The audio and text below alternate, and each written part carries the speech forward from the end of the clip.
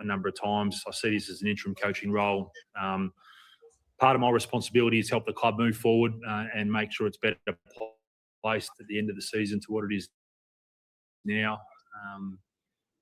But it's not me alone. Like, again, our coaching group is doing an incredible job. Lee Adams, the way he managed our midfield tonight and was all over what Geelong were trying to do. That's a big ask.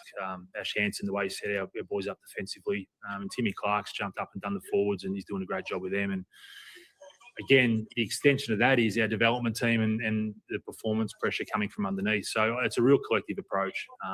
But no, I certainly don't expect anything. I don't know the noises are going to come in the next few days and weeks about you potentially being a candidate, even if you say you aren't. How are you preparing yourself for what's going to come externally? No respect. I respect the questioning around it, but my answer is going to be pretty consistent. And off the emotion of a win, it's not going to change. My focus is on next week and Essendon. On external noise, it doesn't sit comfortably with me, and the spotlight, if you like, it doesn't sit that comfortable. But I'll channel my energy towards others and keep trying to be better. If you can put the future aside, are you enjoying the job 3 weeks in? Yeah, I'm enjoying it. Yeah, I mean, yeah, of course, of course, he's enjoying it. It's about me. I've been fortunate to have been able to coach in the past, and I think that's set me up really well. That's been something I've wanted to do. There's some familiarity with doing that around jumping into this role, but this is on another level. But I feel really well supported. I'm enjoying it. The winning's great because you see how it connects people around the club. I'm probably enjoying a bit more of the work that's going in Monday to Friday and how we're challenging each other to be better. Doesn't want you to become part of the process. Is that something you would consider? That's a big hypothetical. It's a big hypothetical, mate. Again, I think for me, I still feel I've got some work to do, and I do feel like this opportunity is helping me. I'm fully supportive of the club. Like he's got to come out and going say, through a process to find the best person for Carlton, and in the meantime, my role is to help set the club up. Tonight, you really took away Geelong's assets, and that's their handball game. Through, when they've got the ball going forward, that's 4 goals, 1 from centre bounce, and then 7 goals, 7 from stoppages. I mean, there's some pretty amazing stats. The way that you've been playing, been able to escalate them over recent weeks, and really start, moving, in the right direction. Yeah, it's a great observation. I think one thing we've been mindful of is that we've typically been a good contest stoppage team, and when that part of our game isn't stacking up, how else can we impact the game through our offense and the way we defend? But we still want to lean into our strengths, and I thought something different important.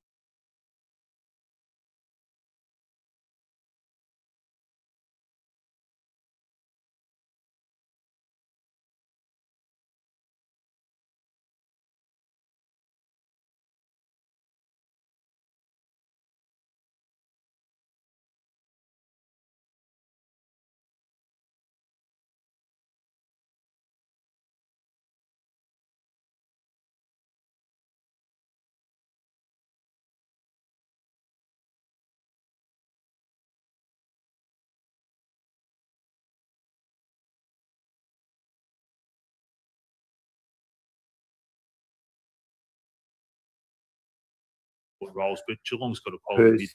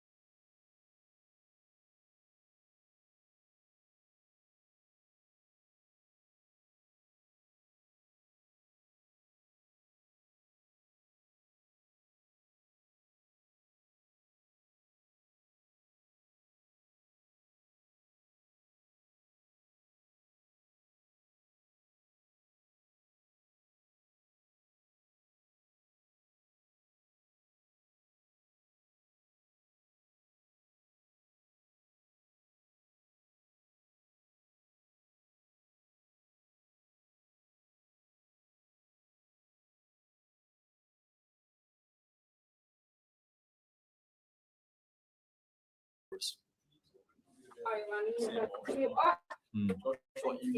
No, they're fine. They're fine. Thank you. He 3 different times looked like he was I playing forgot well, about that. Yeah. but it's still so important in the clinches. Yeah. Like this club's seen him at his best. He nearly won a Brownlow. He's struggled with injuries since then. How important is he on and off the field to this group going forward? Yeah, another really good observation. He's a Carlton man. I think he typifies what it means to be a Carlton person. He's the work he puts in, the way he drives others to be better, the standards he sets. I think in some ways he's assumed that leadership mantle where he's actually making himself better through that. And then to have someone as reliable as he is, given everything he's been through, I think it gives players around him a lot of comfort. And we need to keep supporting him as much as we can, be able to spread the load through the midfield. But he's having really important moments, and sometimes it's through offense and ball in hand, but some of his pressure and the way he's organising our midfield, he's taken some big steps forward. Yeah, it's I can imagine there'd be some frustration from Geelong's perspective on that. I've always taken the view the game's got so many imperfections, but I can imagine there's some frustration attached to that as well. But yeah, I mean, About the goal. I'm sure over the journey some things haven't gone our way as well. It's probably just leave that one there. Now, good. Back in top 10 contention at the moment. Is that something that will give the players an extra bit of lift heading into the second half of the season? Bit of excitement. It hasn't been raised internally. Again, we've kept our focus really narrow, and that'll probably be another challenge for us to be able to do that and stay really process driven throughout this time. I don't know. I mean, I'd like to think that we're focused on getting better as opposed to what that might lead to. I think it's important with where we're at as a club and the foundations that have been built and where we want to take this, that we don't get too far ahead of ourselves. But I've got confidence in our group that we won't. Getting to work is going to be important for us. We've got a lot of work to do still. And finally, on a night that it means so much to the club, with the respect for women, and also the big way that it's been in general in the footy community, it must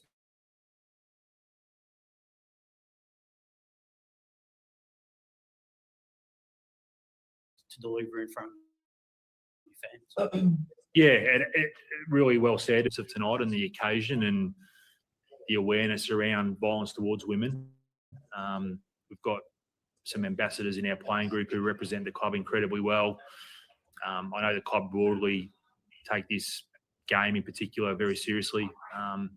So it was a chance for us to drive that message tonight. It's a message that should be driven consistently throughout the community and the football community.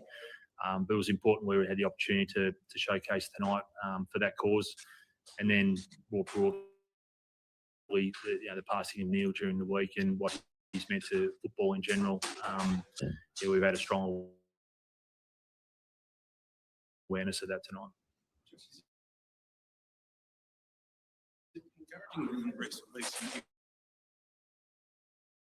But how you sort of seen that aspect of what's going on? I've loved it. I've loved the fact that we've been able to bring some youth into the team, and even tonight and Friday night footy and all that sort of stuff move forward. And we've got some other players that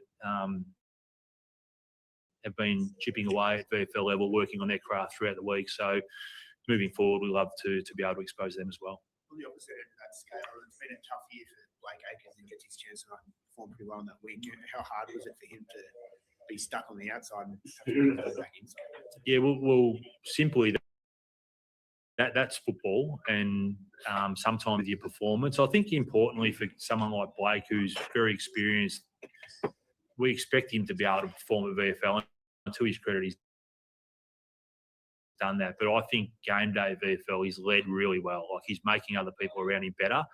And we've had an awareness that his form's stacked up for a while. We've had Matty Carroll playing good footy, and Ollie Holmes spent some time on the wing. So there's been some players at AFL level that have kept him out.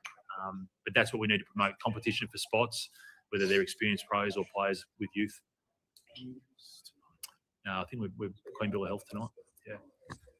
Thanks, guys. Thank you. Can I just say something? You know what? If you deep it, Wait a sec, Dylan, how do I get rid of it? The fuck's going on here? Yeah, no, it's good. I'll just get rid of it. All right, sorry. Go, Aidan. What were you going to say?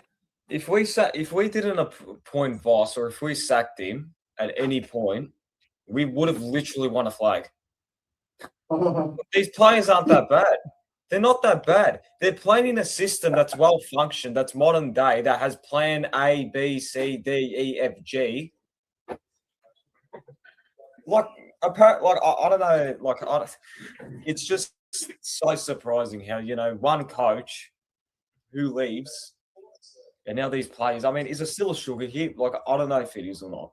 I mean, it's been I 3 don't know. weeks. Like a sugar hits 1 week, but you can't do 3 weeks and you're continuously playing a brand of footy, right? That's winning games now. That can't be a sugar hit after 3 weeks. No way. It can't be. No, I just. We've been at 2 top 8 teams. That's true. Oh, 2 yeah. top 8 teams and another one on the road that didn't Port beat Geelong? Yeah. Yeah. And there's another 3 or 4 games where they lost by under 3 or 4 points. Yeah. So Yeah. We I weren't mean, playing that bad. We weren't playing that.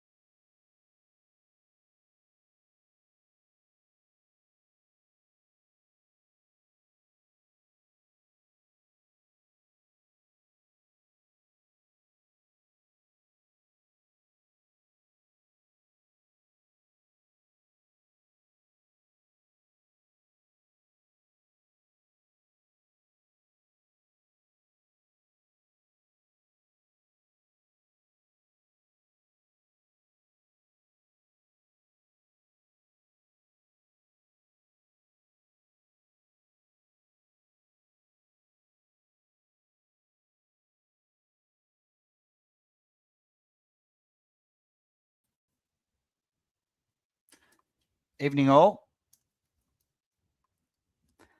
Tried to put you through a bit of listening to the boys at the jumper punch, but good on them. Good on them, and feel happy for them, especially Rocco, what he's been through in the last few weeks. But this is what fucking happens when you change these 6 things. Okay? Am I coming through all right, guys? You hear me okay? Evening, Stephanos, Mick, Rick in, Manny. How are we all? So this is what Carlton have done. Okay, so it's not a sugar hit anymore. They have gone and removed a stubborn, arrogant coach, arrogant Brisbane personality, and they've brought in a new coach. They've got rid of a stale, stodgy, boring, outdated game plan. They've replaced it with something modern, exciting, risk-taking, through the middle. Make a mistake, doesn't matter. Keep going. Back yourself, combined with pressure. They're playing kids. They're putting faith in the youngsters. That's just bringing an enthusiasm and excitement in the group. Selections, that bleeds onto selections. Picking the right people and not picking people who don't deserve to be there. Josh Fraser's already brought in a selection integrity. This is leading on to a culture. The culture at Carlton has changed within 3 weeks to be a loser club to now a club. These guys think they're going to make finals. And if we were to play Carlton next week, they're beating Collingwood. Absolutely no doubt they're beating Collingwood. Sorry, guys. and they're playing 4 quarters of footy. And they've got different gears. There was different parts of their game tonight where they just showed that when they needed to defend, they defend. And when it was time to go, they fucking went. And I'm sorry that Carlton are having to fucking show Collingwood, and it is exposing Fly.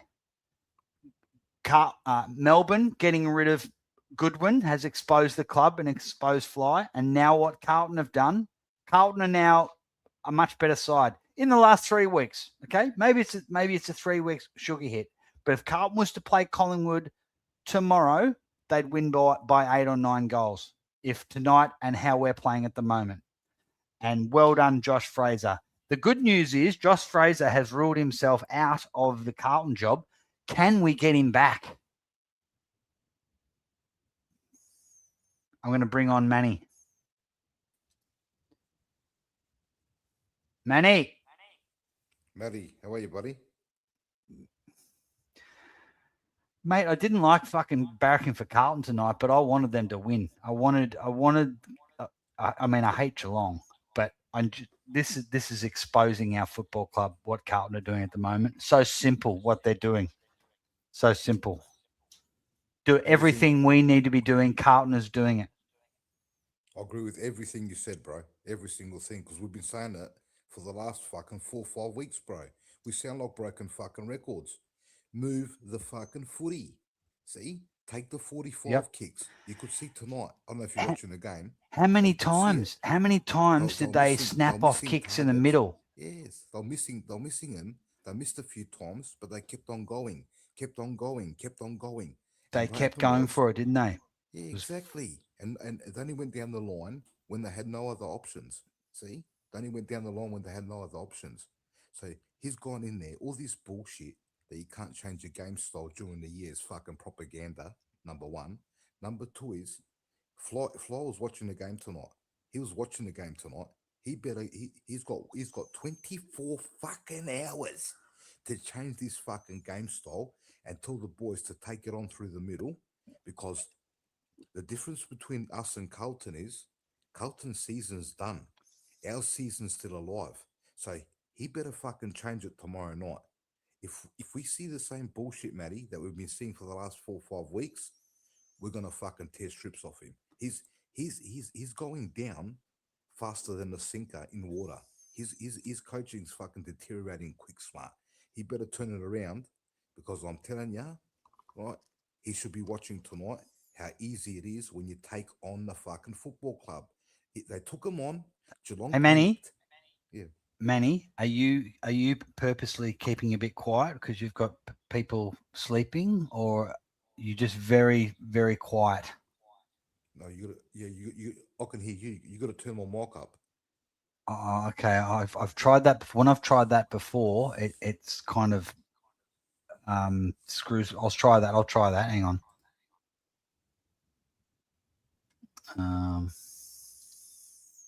Hang on a sec.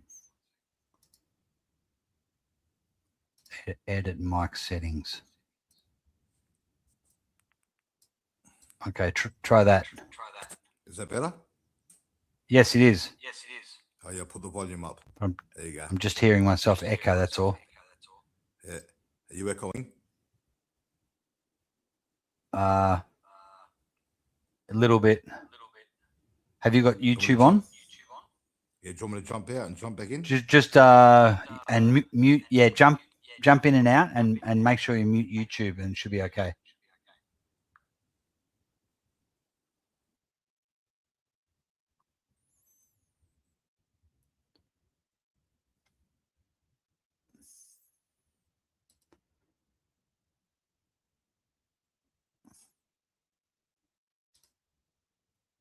You there, Manny?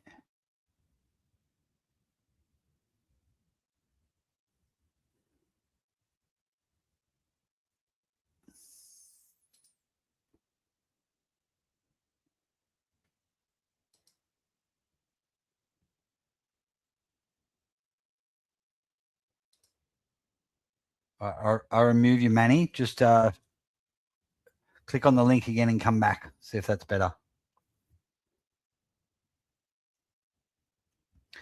So This is interesting, Voidoid. Josh Fraser said Voss laid the base for their defensive game. All he did was release the shackles slightly because they had the defensive base already built in. Yeah, we had that with Buckley in 2021, 2020. So Buckley built the defensive game. Fly comes in 2022, 2023 was great. But then what happened after we won the flag? Let's try Manny again. Manny, Is that better, buddy? it's your sound is better, but I'm getting an echo. Oh no. Have you got YouTube on? Yeah, YouTube's on. Yeah, but mute YouTube. Oh, So you oh, just take got it off. you've I'll got take YouTube StreamYards off. on, but mute YouTube. Oh, now YouTube's off completely. Now I've just got StreamYard Okay. on. Yeah, better? No, I'm still hearing myself. Oh, fuck. That's all right. I'll try and live with it. There's nothing more. The worst sound in the world is your own voice, but I'll see if I can bear with it. Okay, so hang on. Stephanos says he's hearing the echo as well. So I'm hearing perfectly. I can hear perfectly. So you've got both sides. You've got StreamYard, okay? Yeah. StreamYard And on. with your YouTube, is your YouTube muted or turned off my altogether? My YouTube's turned off altogether. Oh. I don't know what that could be. La la la la. Testing. Yeah, still there. Bloody hell. Are you on phone, laptop, or a tablet?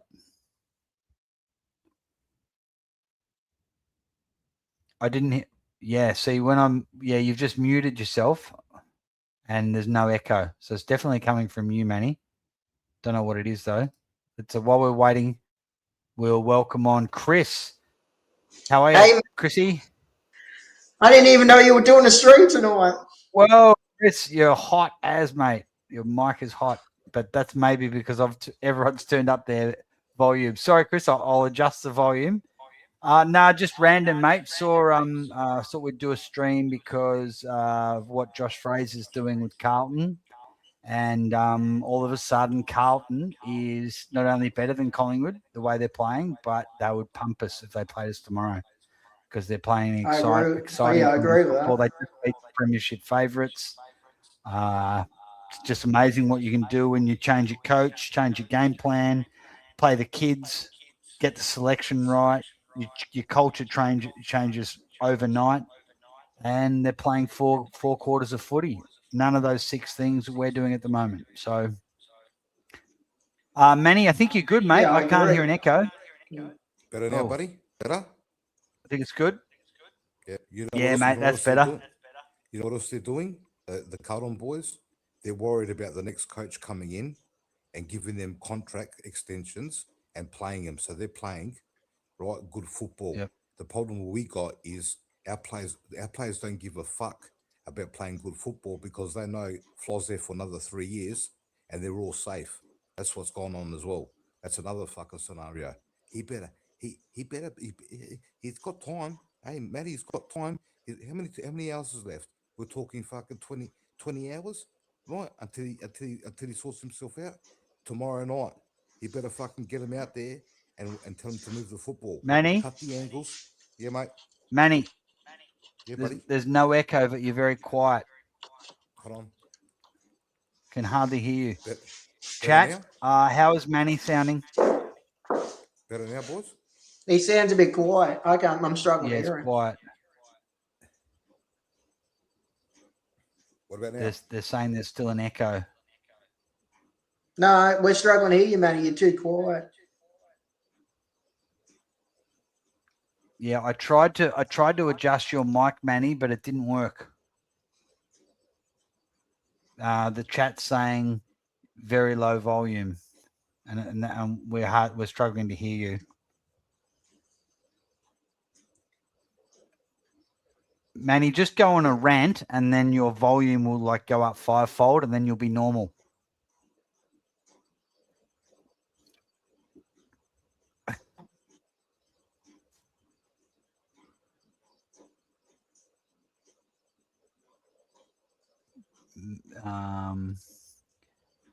I can hear you, Matt, clearly. There's just an echo whenever Manny isn't muted. Well, he's not. Okay, so Manny's not muted now. Is there still an echo? Chat? No, I don't need the echo. I don't need the echo now.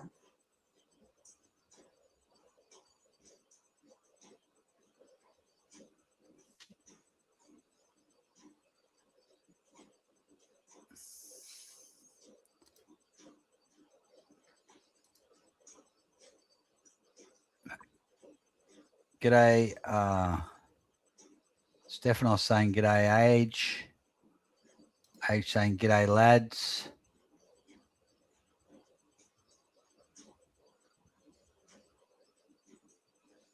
So I've got a question for you, Matt. Do you think? Matty, take me off stream. Get rid of my head on screen. What do you mean?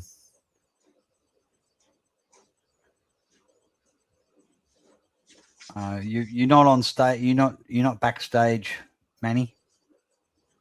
You're off stage. So okay. Voidod's saying Manny must be added twice, so his sound is overlapping. I can't even see him. Can't see him. He's not. Can you guys see Manny? Like he's added. What's?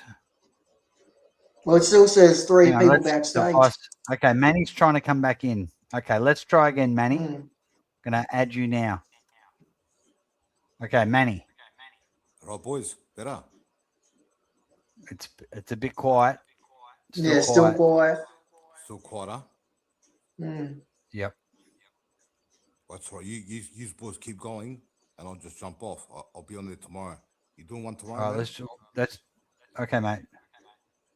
All Chat right, tomorrow, buddy. You better.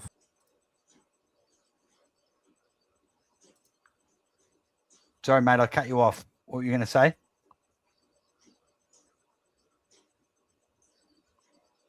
All right. Good night, Manny.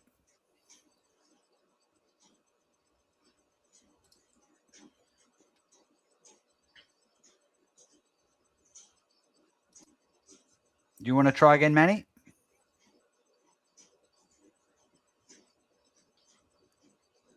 Same, but very, very low volume. All right, Manny. We're going to do a pre-game stream tomorrow. Let's try again then, eh?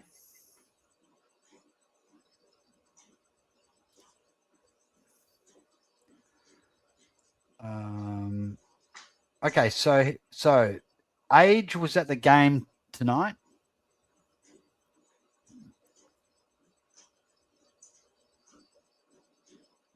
And he's saying, watch the game live. Wow, team willing to take the corridor. What it does. I saw that.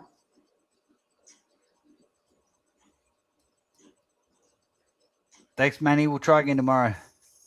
See you, Manny. Yeah, this is the thing. So the narrative is, and I've heard Mick talking about this and a few others, is that the narrative is that we're saving our legs. We don't have the fitness to play this corridor style and run and gun and forward handball. We won a flag in 2023 doing it once a quarter. You can't telling me we can't do it for 1.5 quarters? Yeah, I agree. I agree with you. Matt, we played the way Carlton played tonight against the Hawks and the Swans. We did it for 1.5 quarters against the Swans, and we did it for half a quarter against West Coast, and we did it in patches against the Hawks, especially at the start of the game. We did against the Hawks. But the problem is, Voidoid, is that when we get like Hawthorn, 25 points up, Swans, 5 goals up, West Coast, 5 goals up, Fly goes, throws up the Presti sign, the rocker sign. Now, the problem is that the other teams know what that means. So they're like, oh, Collingwood's now going defensive. Let's go. Let's turn up the heat. So, yeah, we can play that. but that should be our A game. Let's go for it. Why don't we do that at the start? Why don't we try and get 40 goals up and put the game to bed and then just do what we need to do for the rest of the game? That's the issue. Well, it proves Josh Fraser's got Carlton playing better. They're going through the corridor like nearly every week now. Yeah.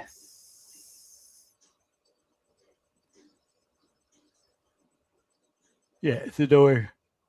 Does anyone want to jump on? I'll put the link in the chat.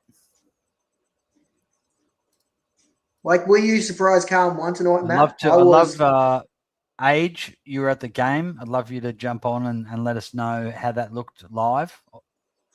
Voidoid, you want to jump on if we don't wake up your missus?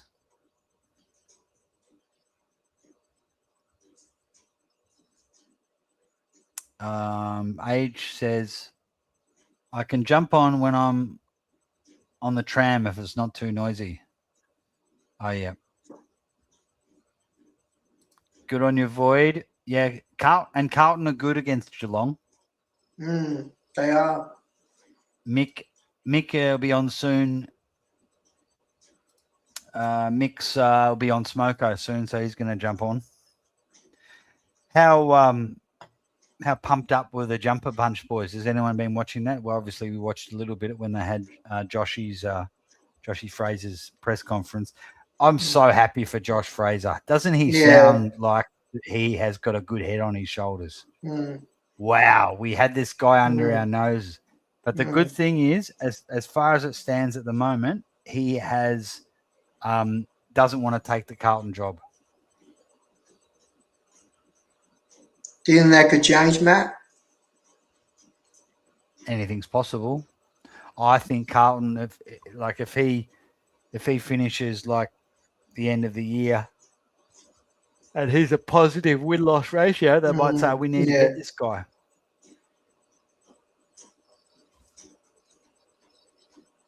Were you surprised they bet Geelong tonight? I wasn't surprised. No. No, they always seem to play well against Geelong, and they've Geelong may have taken it a bit easily, and Carlton have just got this. They got rid. You could tell they wanted to get rid of Voss. They're like, oh, can we get rid of this fuckhead? Michael Voss is a fuckwit. I agree. So arrogant, so sure of himself. I can't believe how popular he is in the football world. Mate, when he fucking gave it to Scotty Burns in that 2002 grand final, I remember that. And then they just gave it to the players. These guys should have been humble. They won those 3 flags and they were all gifted to them by the AFL because they had it was like $1 million extra to spend on players, and they had 3 Brownlow medalists in their midfield, plus Nigel Lappin, and we nearly beat them in a flag. And Voss is just so arrogant and sure of himself.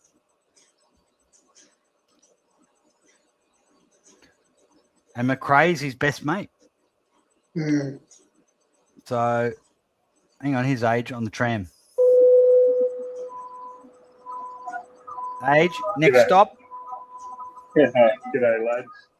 Hey, Age. If it gets a bit too loud and noisy, let me know. Sounding okay? Can hear you. I can hear you. Beautiful. What do you want to know? Okay. So there's Age. Wow, look what a handsome man that is. We finally see Age's face. Mate, you could get it. You could get a game of Collingwood just through your looks. Mate, you could knock off Lipper. That's the best model of Collingwood. Age is like an Italian Matthew Lloyd. Okay, enough with the fucking male flirting. So tell us about Carlton tonight. How good were they? All right. You know what I noticed tonight? When a team is willing to take the ball through the middle, it doesn't really matter about the personnel. It's just about the will It's about, even structure. The structure sort of gets thrown out the window in a sense. Yep. And they're just willing to take the risky kicks.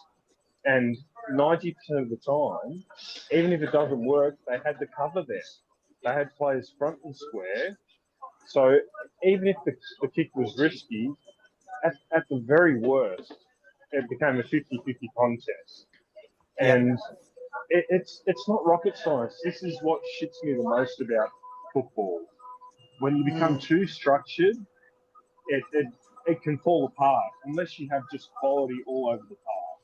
But like a team like Carlton, they're just in a position where they know, okay, to win games of football, we probably have to be in their face for the whole game. And that's pretty much what happens. Yep. So did you see what I saw watching it on TV is that when they went for it, they snapped off a kick through the middle. It didn't come off, but they really pressured Geelong's, so it stopped turnovers. So Geelong could have got a turnover, but their second efforts from Carlton really sort of made it a 50-50. Is that what you were saying? Spot on. Couldn't have said it better. And they've got a guy like Jacob Wiedering behind the footy, right? And he's as solid as a rock. So you only need one or two of those blokes behind the ball that you can trust, and you're fine. Even if you stuff up the play and they can attack, you got those one or two rocks in the back line, and they just held on all night. You just look at it from such.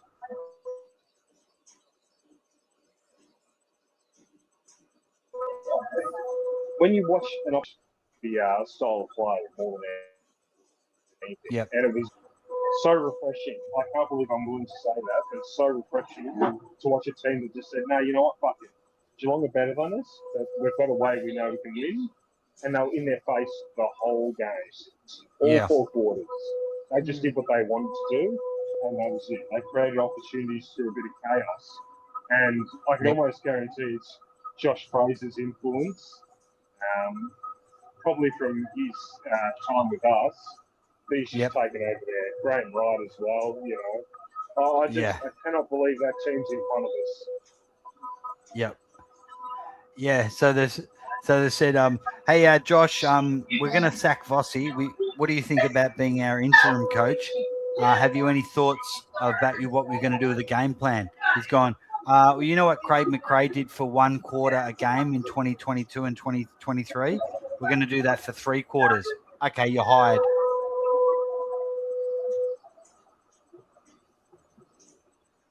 Is it that simple? Is it that simple? It couldn't be that simple. I think it is, mate. I think it is. Wow, love it. Anyway. Age, what was it like seeing Cripps'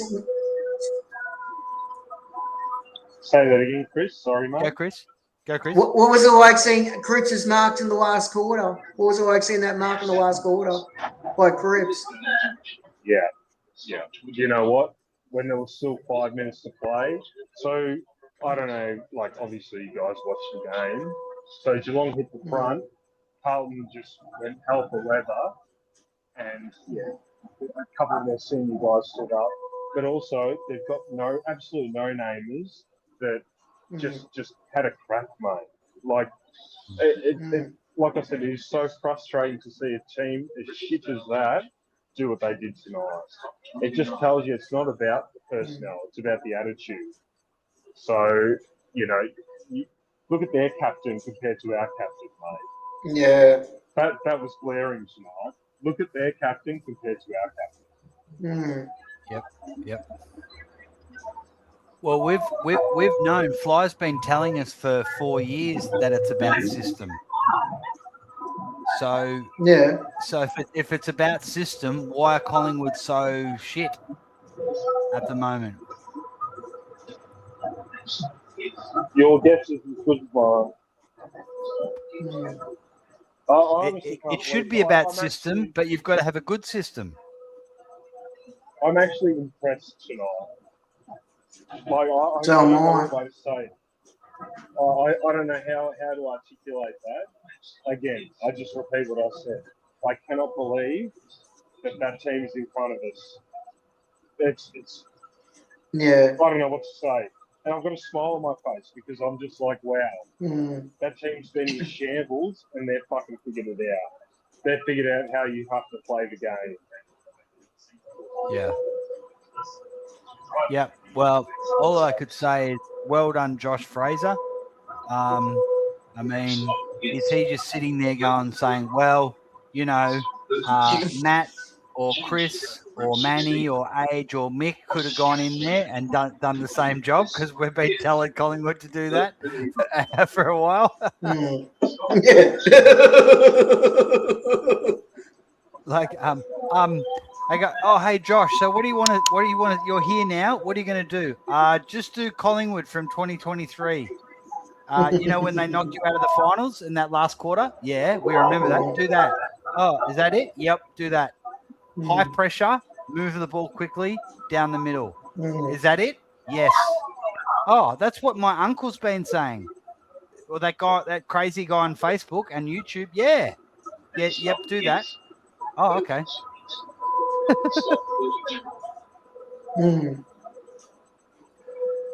What do you boys reckon? You watch it on TV. What do you reckon? What do you say? Well, I see a team that doesn't give up. I saw it in when they were down by 20 points in that second quarter. I don't see a team that gives up. I see a team that just wants to go through the corridor and doesn't give a crap if they turn it off, turn it over, who cares? They just want to go for the corridor all game long. And look what happened. They won. Geelong couldn't stop them. And that's exactly what we were saying last night. I don't care if we lose if you're playing the right way. I don't think Carlton would have really cared tonight. I don't think Carlton really would have cared tonight if they lost. I reckon their supporters would have walked. So I was with probably 10 Carlton supporters, and they said the same thing. In the last quarter, after Geelong kicked the goal, a couple of them were saying, you know what, if we lose from here, I don't care. Because it's of still the a win. we've showed compared to what we've shown the last, 2 months. What they show their supporters is they give a fuck. What we're seeing from a Collingwood perspective is a team of guys that's just trying to play some system that's clearly not working. And even when it does work, it doesn't really work. And it's mate, they were ecstatic. The siren went, and I was with about 10 of them, and they were fucking ecstatic. Yep. Good on them. Because you could see I they were agree. so fucking pumped. I was so pumped to see what their side's capable of compared to what they've shown.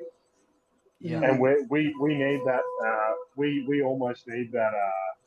We need that one game of like 2023 form where we can actually say, "Wow, the boys have still got it." Because right now we're not seeing anything of it. And this absolute filth shambles of the club is in front of us now. I promise you, they're in front of us. Yeah, 100%. 100%. They've beaten the Bulldogs, they've beaten Port, and they've now beaten Geelong. And we're going to get beaten. The Doggies. I've picked the Doggies to win by 4 goals tomorrow, and that's conservative. It'll probably be 8 goals. And the brand of footy we're playing, if it is what Mick talks about, how we're playing really conservative to save our legs for the end of the year, and that we don't want to play an exciting brand of footy because we're saving our legs. Hang on, well, if that's the case, we only need to do it for 2 quarters to kill a side off. So let's see. But we were smashing teams in the start of the year last year. And Mick will be coming on soon, and I tend to agree. You don't want to be peaking too early in the year, but you also want to be building a foundation for a season, and know, okay, we know where we're going, we know where the direction is. We're not perfect, but we're actually working towards it.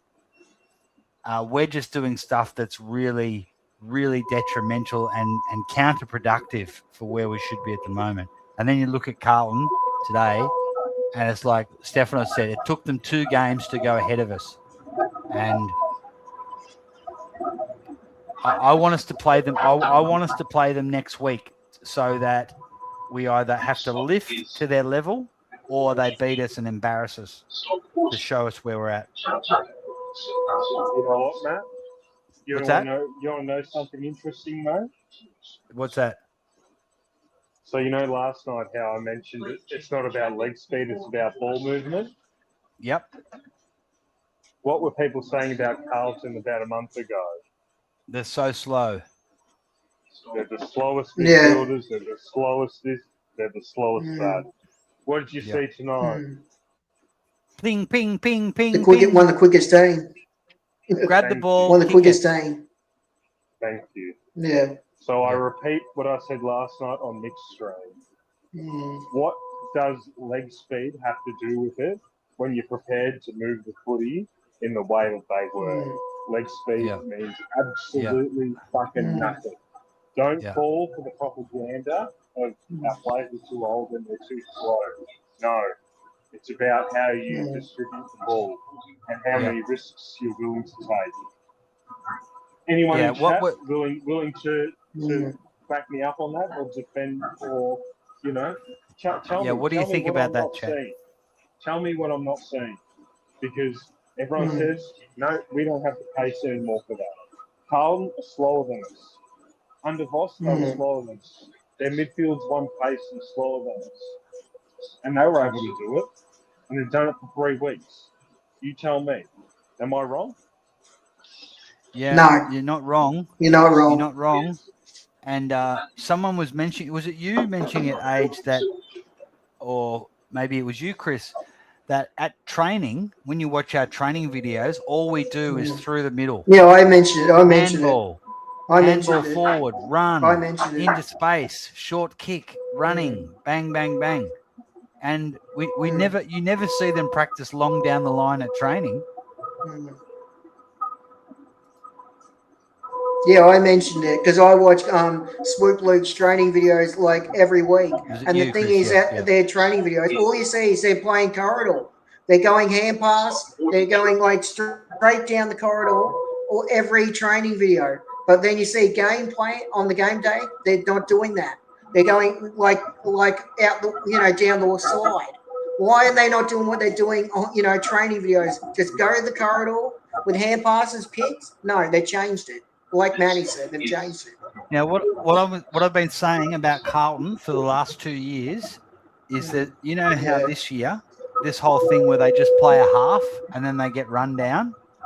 And I'm like going, they can't be that bad. Collingwood only plays one good quarter of football. In that one quarter of football, that's good enough for us to win half the games. And in 2022, 2023, we won nearly all of those games. But now we're exposed as an average side who can only play one good quarter of footy. That's good enough to win 50% of games. Carlton were winning a half of football. And I'm going, I think what they're doing, they're trying to kill the coach. They're trying to get rid of the coach. And they're showing prospective coaches, look what we can do in a half of football. And then the second half, they're going, fuck you, Vossy. We're getting rid of you, Vossy. And that is so clear that and I don't like it. I don't like that. But sometimes if that's how you need to get rid of a coach, that's what you've got to do. And that's what they did. They got rid of Voss, and now they can play 4 quarters because they've got Josh Fraser, and they obviously want to play for him because they want to play that brand of football. Who wouldn't want to?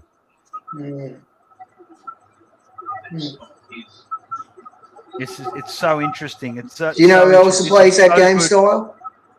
Guys, this is so good for Collingwood. This is you've got Goodwin being replaced by Ben King, and look what's happened to Melbourne. Yeah. Now Voss. The media is going to focus on Ross Lyon because they love Ross Lyon, but as soon as they're done with Ross Lyon, the focus is going to go on to Craig McRae. By then, 90% of supporters will be calling Freeze sacking. And when the media starts piling on, hopefully we get rid of him by the start of 2027. Or Yeah. he sees the writing on the wall and says this could get bad, and he changes.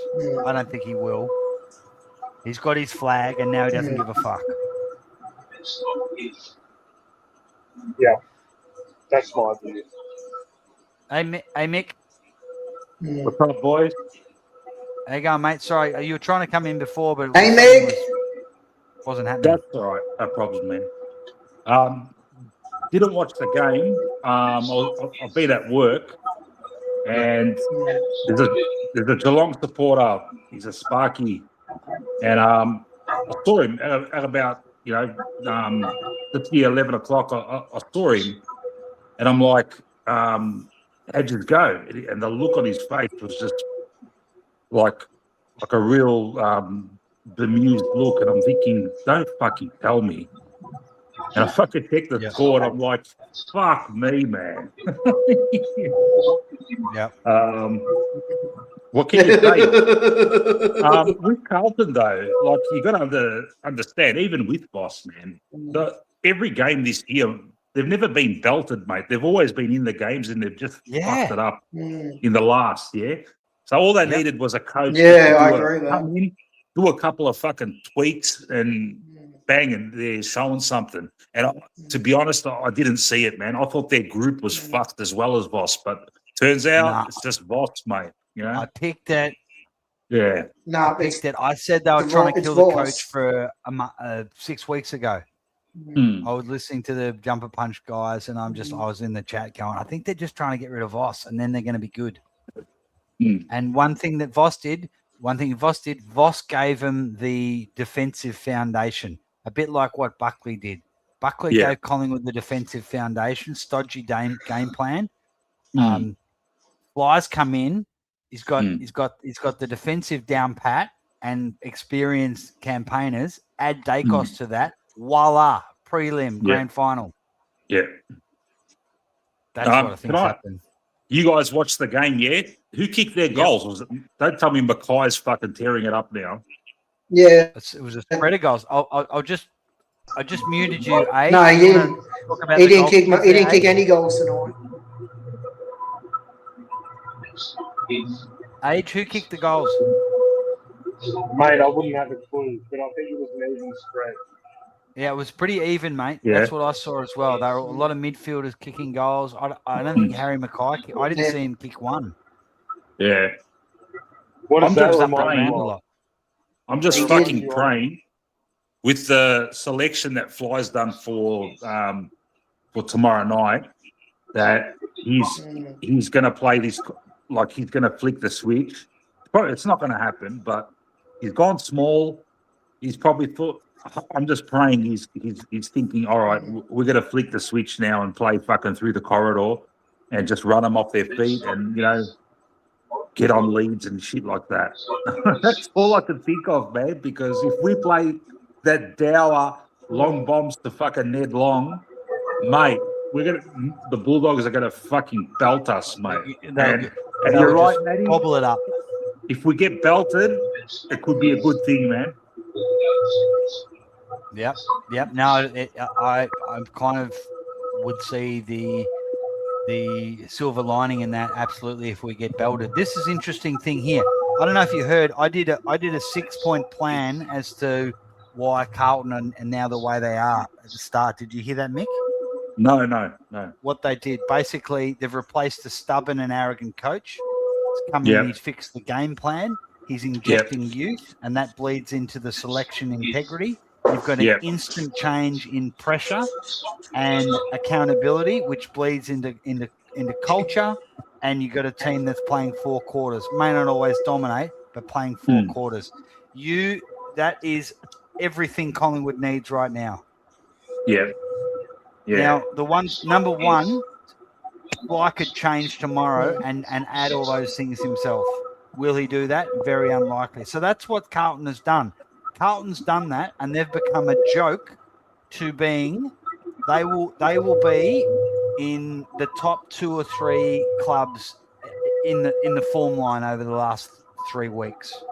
Yeah, guaranteeing you. Well, the look, way they're playing. mate, They've got They've got Essendon, Giants, They're West going to win Coast, and 3 out of Richmond 4 coming minimum. up.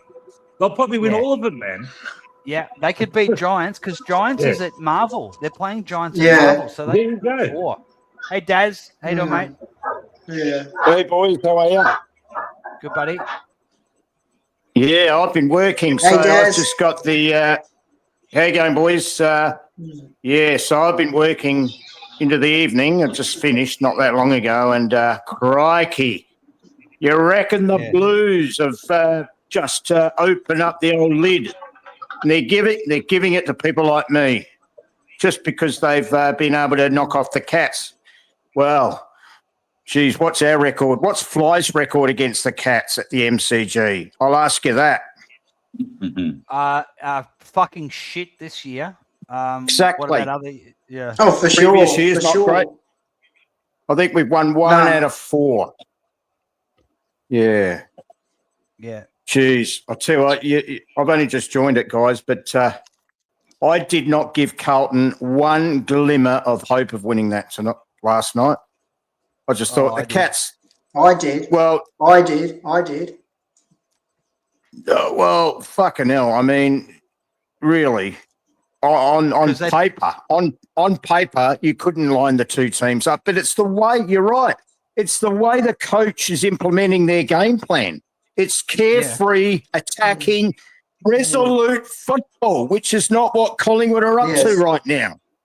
We're the opposite.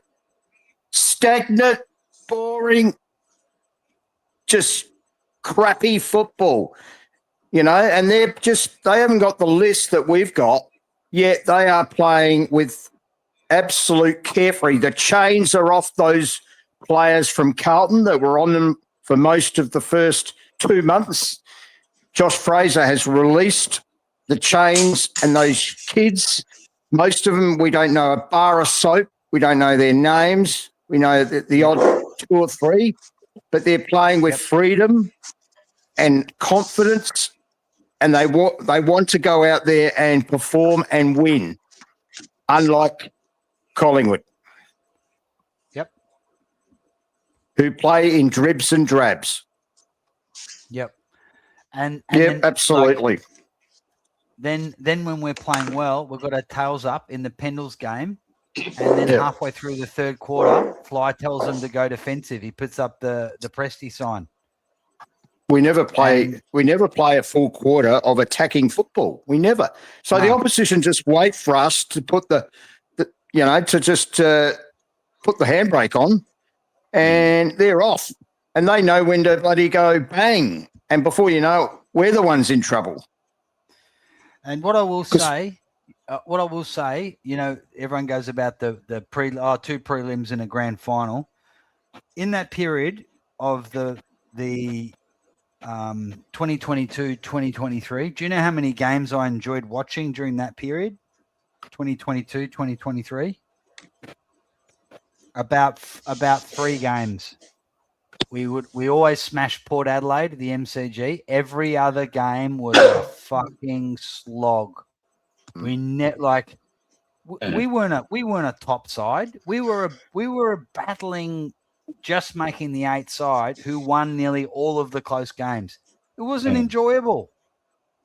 It was nerve-wracking. You get to the fucking hour. Thank fuck for that. We were fucking 5 goals up and against Hawthorn at fucking gather round, and then we win by 2 points.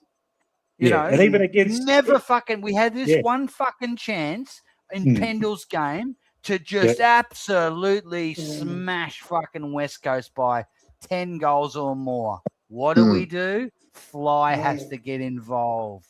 Nah, we're going Presti mode. We're gonna fucking put the shutters up. We can't even enjoy the fucking Pendles game. So even when we win, it's not enjoyable.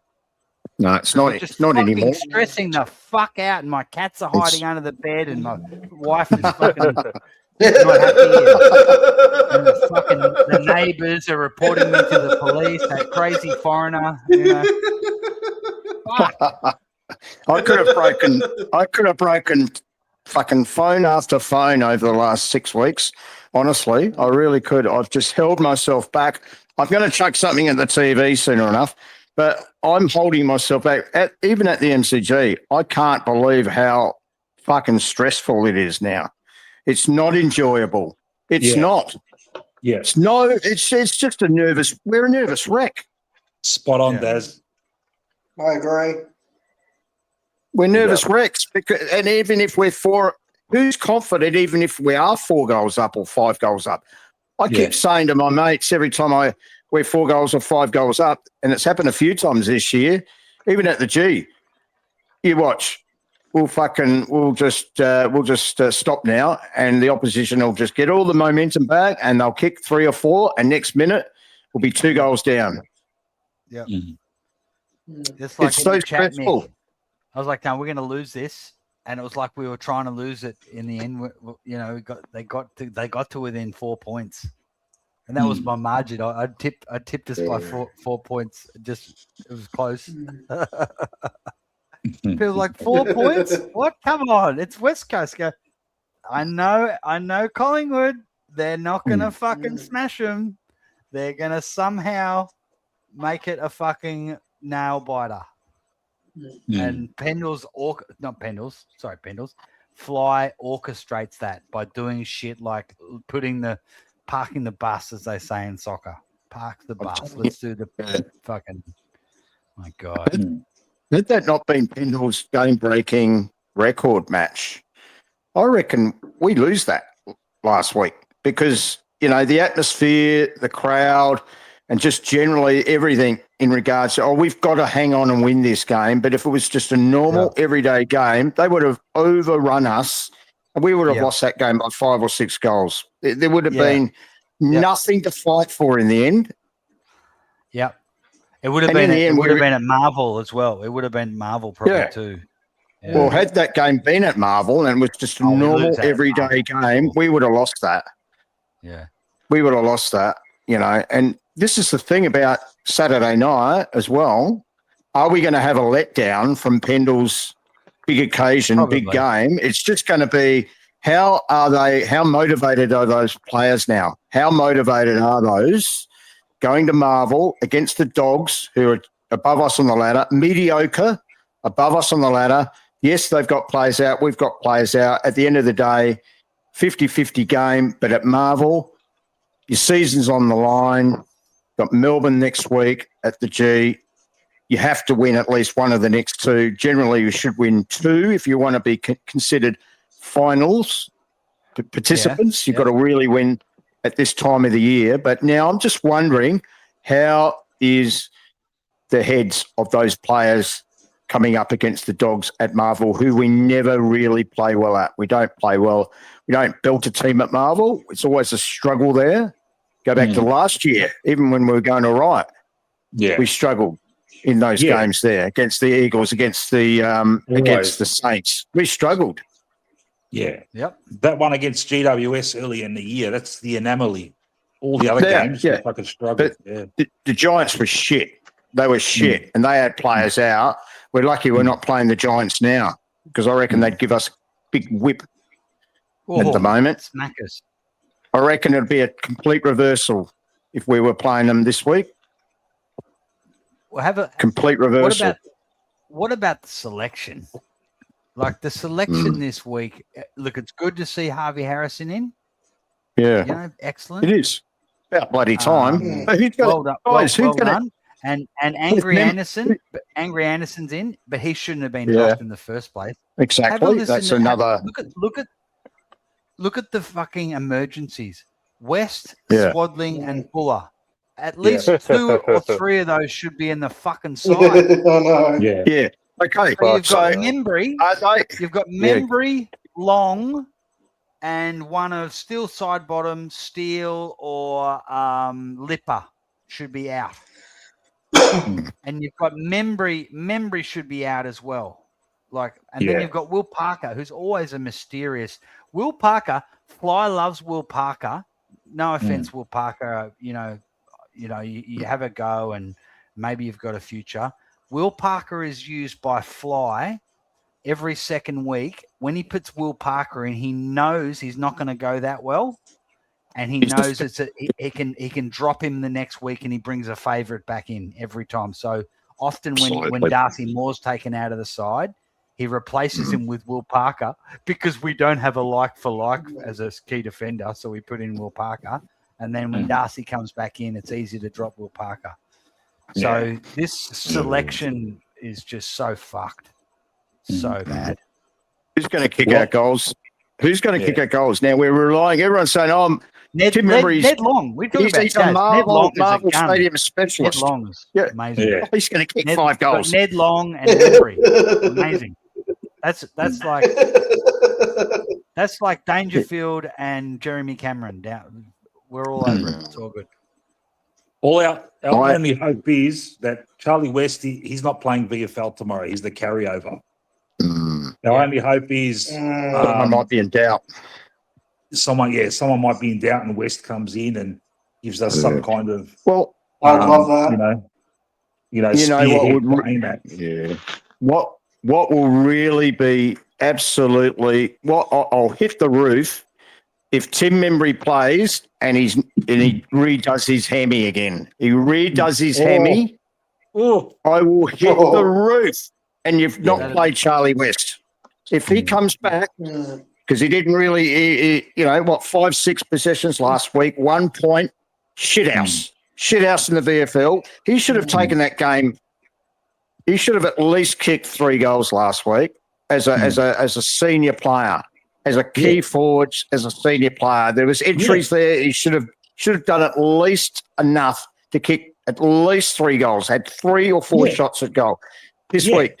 Now, if he does his hammy, I will, and I'm sure you guys will, and Collingwood fans will hit the roof. If he goes off with hamstring tightness, or does his hamstring, or anything like that, and he doesn't play out the game, and you've got Charlie West as an emergency, I'm fucking telling you, we will hit the roof. I will.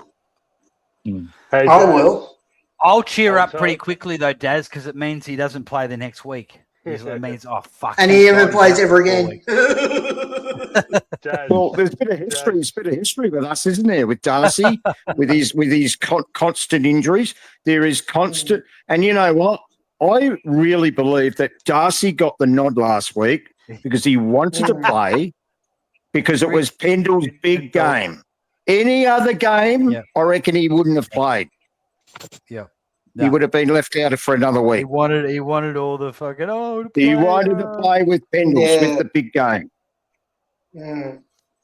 He wouldn't have played if it was normal. If it was just a normal everyday game, I'm convinced of that. Do you know because what? that's how we pick teams.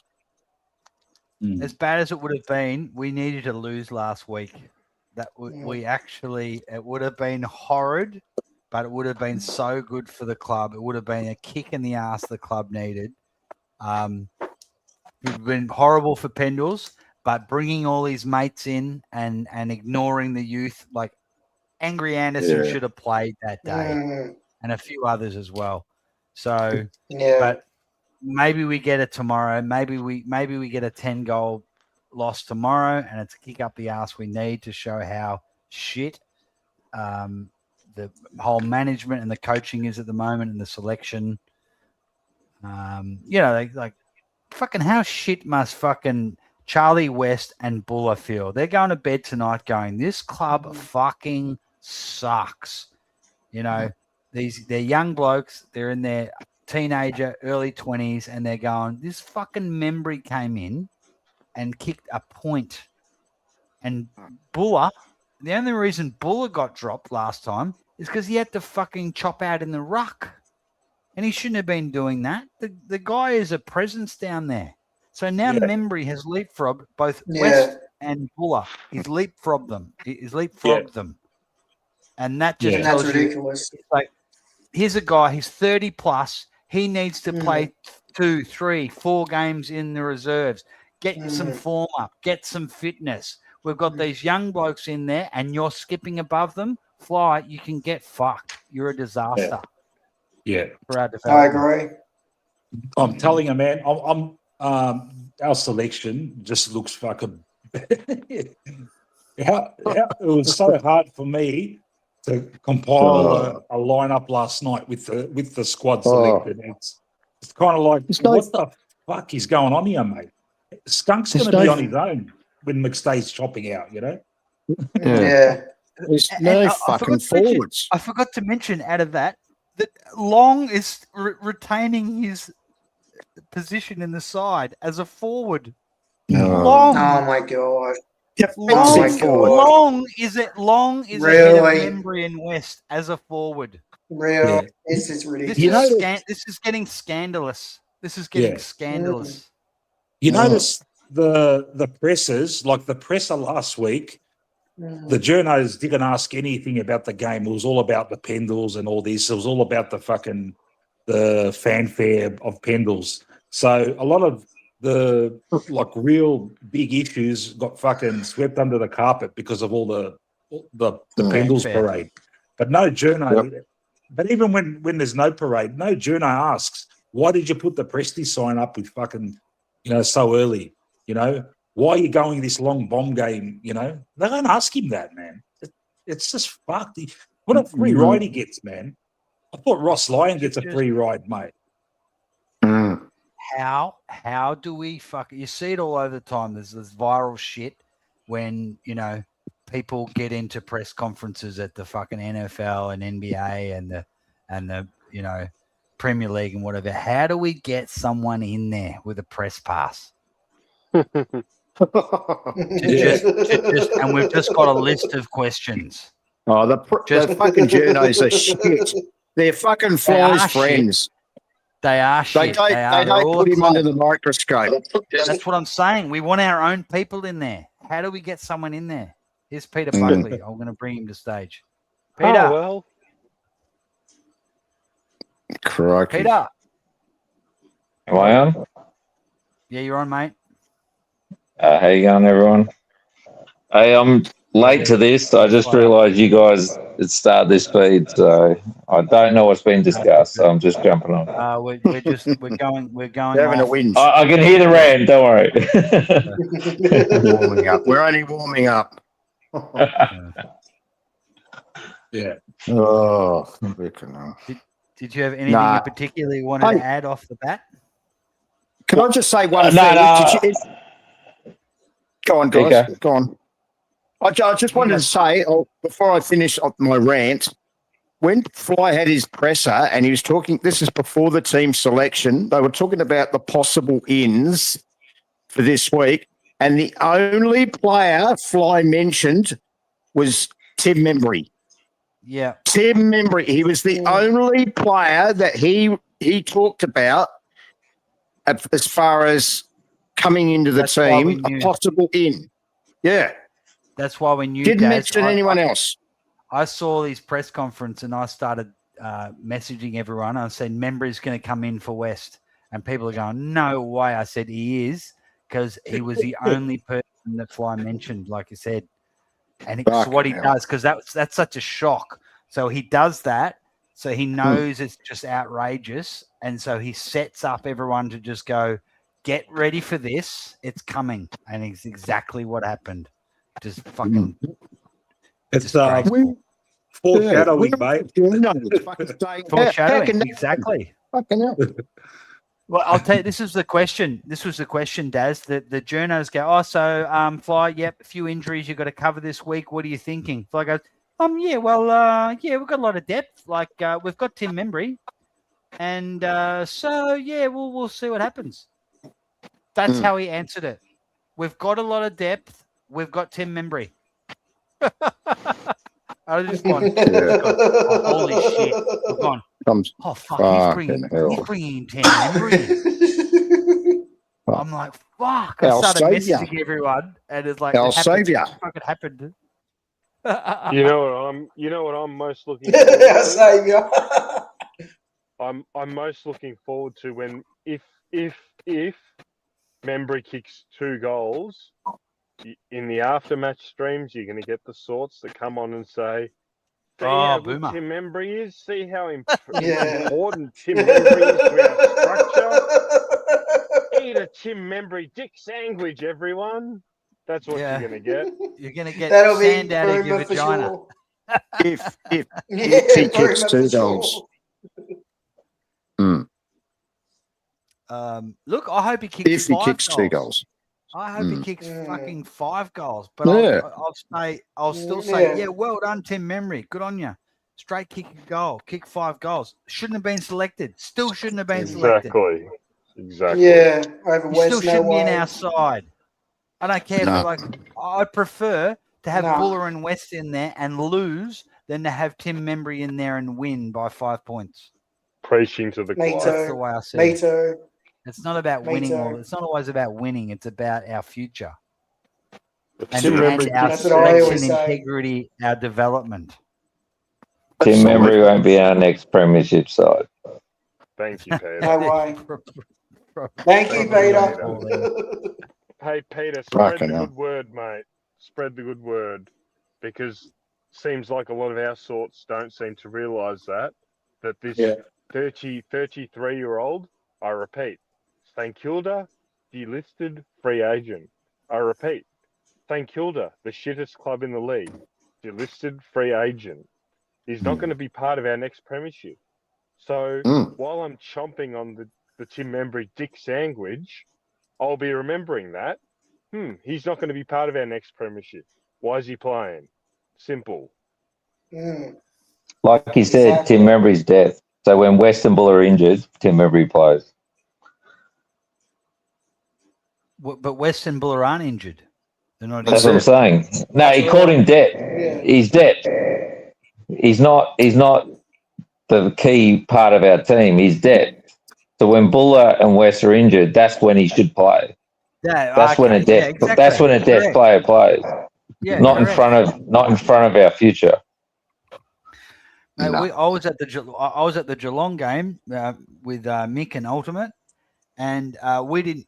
Obviously, Collingwood wasn't great that night. But what I noticed about Buller, Jack Buller, he is a real presence in the forward line. I don't like him cutting out in the ruck. Okay, in the forward line, a bit of rucking, but he really leads hard at the ball, makes the contest. He's a real presence, big lad. Yeah. And he got dropped because he had to be the fucking backup ruckman when Steen went down. Yeah. To fucking drop him for that was Mm. just gutless fucking selection bullshit. And every time Buller plays in the VFL, he always performs. So yeah, he's good. And that's telling you if he plays in the ones with probably the second best defender on him, he might have a day out. You know? So fucking persist with him, man. Yeah. Fucking hell. Membry did fuck all last week, man. Buller kicked 3, didn't he? Yeah, and Membry would have had a forklift driver on him, you know, some young kid. And every time, like I did the watch along, mate, every time he went near it, nothing, man. Not even like fucking creating shit or anything like that, mate. Just the usual Membry, mate. Jumping up against someone and getting spoiled, and mate, the ball's gone, mate. You know. Crazy. He had a young 21-year-old on him last week. I took notice of that because I watched him. I took particular notice because I wanted to see how some of these guys play up against, in comparison to some of the guys that have been scratching around trying to get in and stay in the team. And there was an example, and I saw it. I said, you'd be absolutely, totally delusional and out of your mind picking this guy next week. But lo and behold, he's been picked. Yeah. And Fly wasn't at the game. So fucking hell, how's he judging? He doesn't go. I know. So how are they reaching these mind-boggling decisions? He doesn't even front up. And he's in his favorite. He's in his favorites list. That's why. And that's what I said. And if you're a Buller, a West, anyone, Swaddling, or anyone like that, and you haven't got your senior coach looking at those young up-and-coming players, that is that's total disrespect. You aren't doing your job as a senior coach. You should be fronting up when you can and looking at the next group of players that are going to be playing AFL football, and it will be next year. Whether Fly likes it or not, he'll have to play them. but they would be losing a lot of respect because he's not even turning up to VFL games. No, he doesn't go. Doesn't go to the game, and just. I'm not saying he should go every. No, not every week. When you possibly can. Once or twice a month. Even if it's to go, because he's got a family or whatever on a Saturday morning or whatever. But usually these games are the same day as the seniors. So or a Sunday. How hard is it if we're playing like for tomorrow example? It's at 3:00, right? Mick, is the reserves on at 3:00? It's at 2:00. 2:00, right? So yeah. he says to his missus, and she says, "What time are you starting work tomorrow?" Well, I'm going to watch the reserves tomorrow. What time do they start? 2:00. So I'll be leaving here at 12. It's a bit of a long day, but we can catch up for afternoon tea if you like. It's a bit of a long one tomorrow, but I've got to go see some of young boys. No worries, Craig. How hard is that? Do they have to go to IKEA and fucking do shopping? Yeah. He should be there for at least a half, the first half, and he can go after that. Yeah. The front up for a half at least. Yeah. The reason he doesn't is he doesn't give a fuck about the development of young players. Yeah. And we've got 4 years of writing on the wall. And when it was made apparent to me that he's not watching the VFL, it was just like, holy crap. It's that bad. It's that bad. Yeah. And you've got Jack Buller kicks 3 goals. Yeah. He should be going to sit next to Westy in the forward line, not replacing him. They're both in there. Yeah. Now they're both out. Yeah. Because West would love to take the third string defender. That'd be good for him. That's what he needs. He's the Jamie Elliott replacement. He should be replacing Jamie Elliott, who's the third string tall. Good duck. Yeah. I'll stand corrected. The VFL games is at 3:00 tomorrow. It is at 3. Okay. Yeah. Yep. All right. Yeah. So how hard is it for him to get to that game? Same day as we're playing. Watch Go and two watch the quarters. reserves. Doesn't give a fuck. Does not give a fuck about it.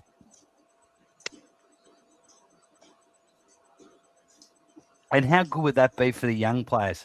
He's walking around, they have the quarter time huddle, Fly's getting around, goes and chats to the young players. How's it going? That's like, when I was playing reserves and you think you might be doing all right, and the senior coach comes into the huddle and comes and has a bit of a chat. You're like, oh, you fire up, don't you? It's like, oh, I could be playing ones next week, Fucking senior coach went and had a chat. I don't know. It's got me beat. The thing is, let's say the rest of the year is an absolute fucking dog shit, like to the point where we have to fucking sack Fly. Let's say, hypothetically, we fucking lose every game where we're just fucking dog shit for the rest of the year. We sack Fly. I'd love to get Fraser, but we're going to be drafting his son next year or the year after that. So, he won't want to be fucking, conflicting, duties there kind of thing.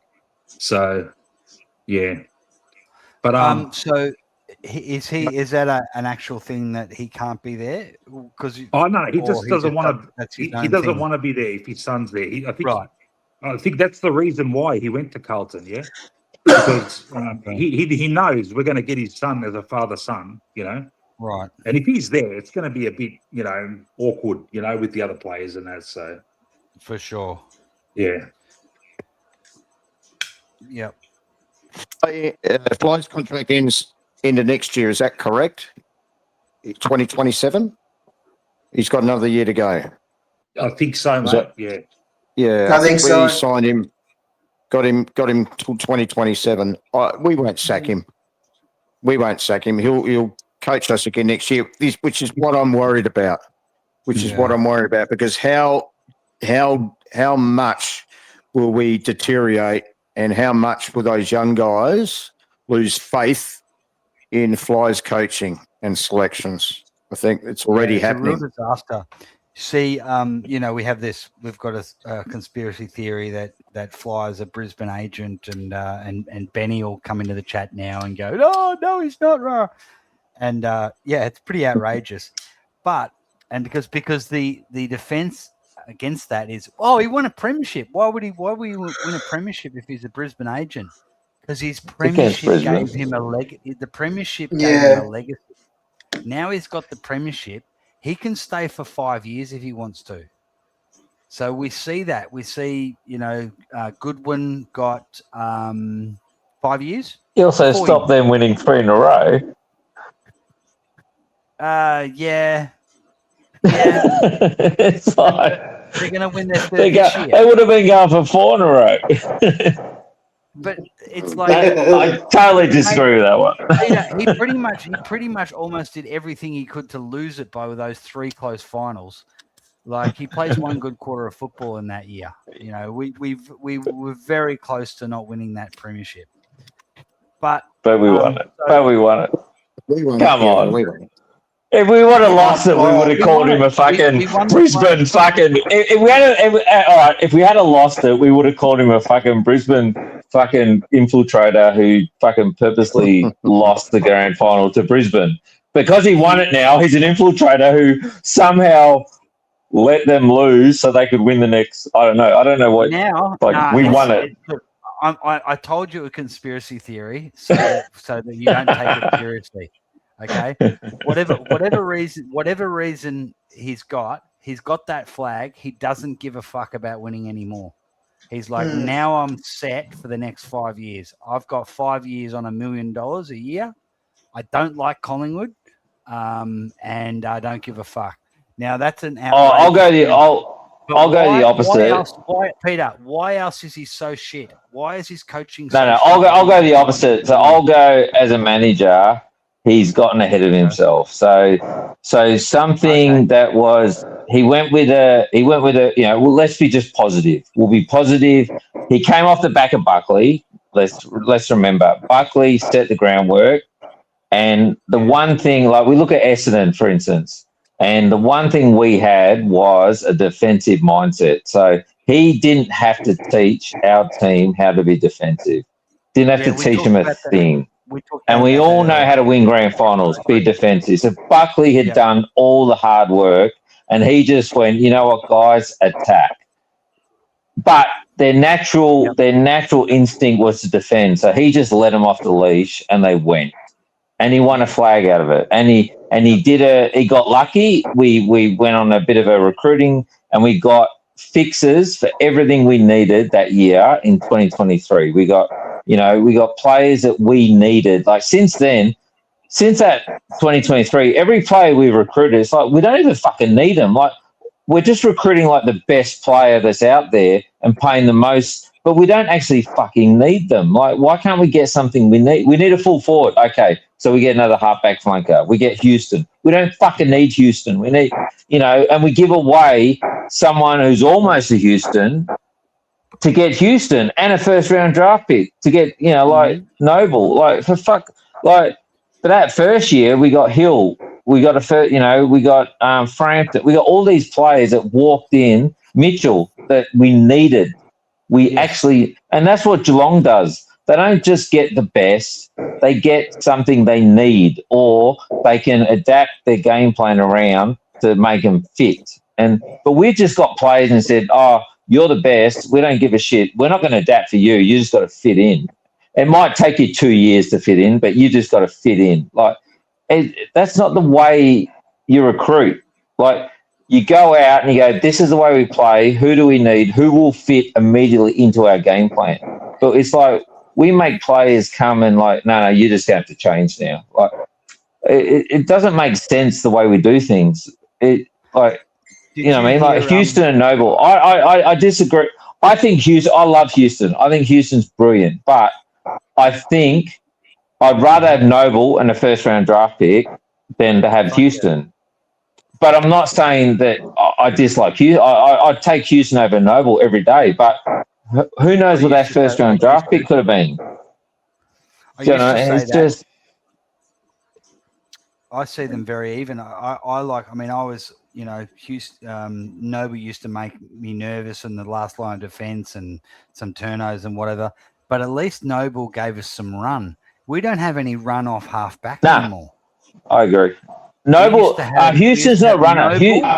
We used to have Noble, Quaynor, and Crisp, and then Dacos Yeah. actually in 2022. And this They is used to where we get fucked run up. off the half back. I agree. I don't know why we decided Josh Dacos is a halfback flanker. Put fucking Josh. Like, why can't Chris go back to halfback flank?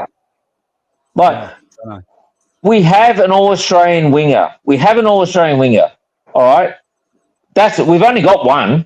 We've only ever had one. Why don't we just fucking play him on the wing and work out someone else who can play in halfback flank?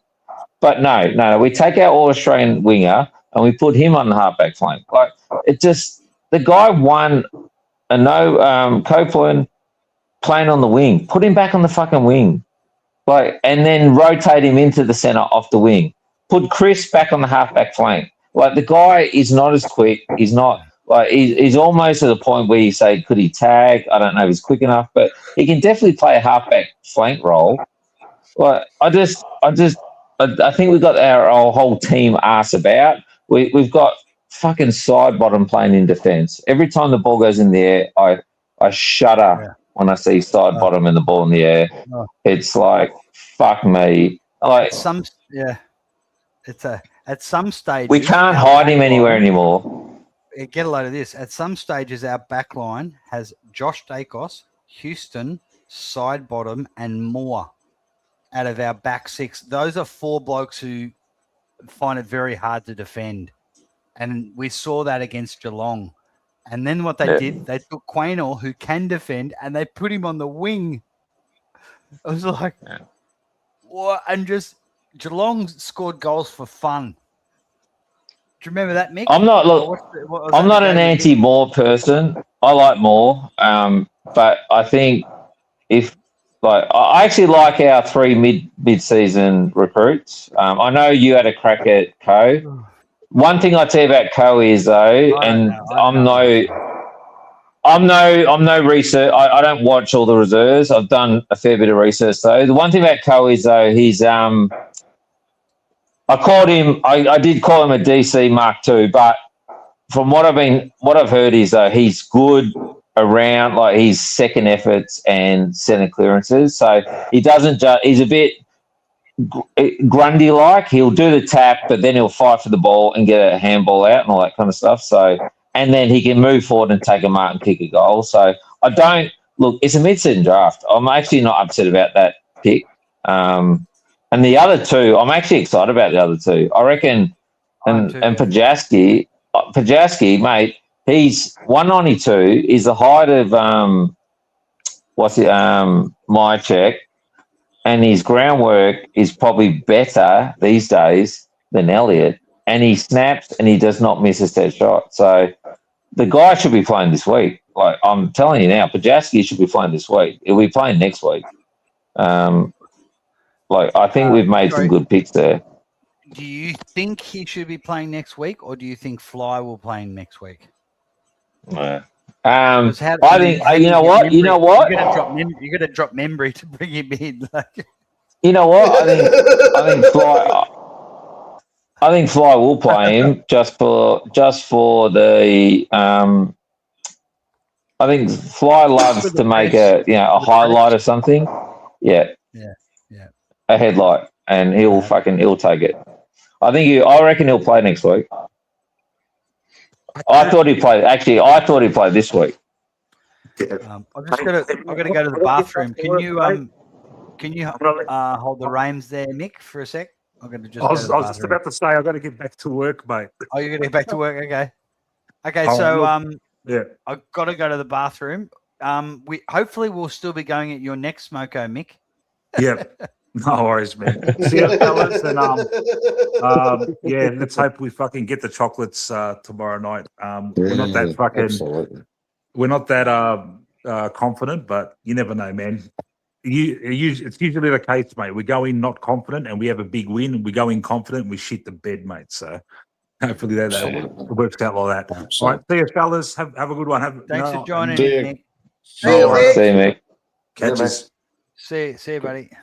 Have a good one. Yeah. Shit the bed, all right. Yeah. Oh, I just don't That's think we're it. that good. I'm just wondering, is he in any sort of doubt because they've got Charlie West as an emergency? I'm just wondering whether or not, if he would be very ironical that he, in his warm up, he fucking gets that hamstring tightness. You wouldn't want I to hope play him so. if that's. I hope so. I Yeah. want West to play. But then again, so Charlie's emergency, if he doesn't get a game, so he can't go back to the VFL and work on anything, get a bit of confidence, take a few grabs, kick a few goals. So he's basically a wasted player this weekend. For sure. I don't reckon. I think with a player of that, player of that size and that age, he knows if he's good to go or not. You don't. He's either right or he's not. There's no if or buts at that age. He should be playing. Should be playing AFL this week. Give him a go, mate. I mean, gee whiz. He showed a bit of class in that first game. No, I'm not. I don't agree with dropping West for Membry, but you don't go into a game. You don't pick Membry and then is he iffy and it's a last minute decision. Yeah, he's coming back from hammy though, mate, and he had how many weeks did he have off? Possibly 3. Was it 4 in the end? I think it was 4. Yeah, but he played last week. He played last week. Okay, so he had a month off. So it was a reasonable hammy. So it wasn't just a 2-weeker, and he didn't look like he was coping last week. And he missed an absolute. That point he kicked was gettable. He shanked it. It was an absolute shocking kick. So everyone says that he's so accurate. Well, didn't prove it last week. He missed an absolute sitter. He lost me in Brisbane game when he passed it to Elliott. I put a line through him on that day. That's, and I've heard other people say it. It's selfish football when you pass the responsibility on to someone else. And he didn't have the guts to take the kick, but he's paid to do 30 out, minimal angle, just take the fucking shot. Like, for Christ's sake, that's what you're paid to do. You're supposed to be our dead-eye dick, and you're too scared to take a shot from literally 30, 35 metres out on it wasn't even 45 degrees. I was sitting right there. That was the pocket I was in, and I watched him pass the ball, and I was like, mate, I could have kicked it from the fucking second row I was sitting in. So, he lost me right there. Getting back to your comment about Josh, why isn't he on the wing? Josh has been really ordinary this year, really ordinary, very unlike Josh Dacos. I'm wondering, now, 2 things. Is he also got a bit of a niggle? Has he got injury? Or has he become one of these players that's totally frustrated with Fly's selection, and maybe he feels he should be playing where he can perform at his best, and that's on the wing, where he won, All Australian. Basically, I agree. We saw that year a few years ago when he was just brilliant on the wing, and that was his best footy. Now he's barely played there this year. He's been all over the place, but you're right, he's been absolutely misused at half back. And I'm just wondering, he just looks a dejected player. He looks a dejected. It looks like he's a lost player, doesn't know what to do. He just is not in the game. He looks totally out of sorts.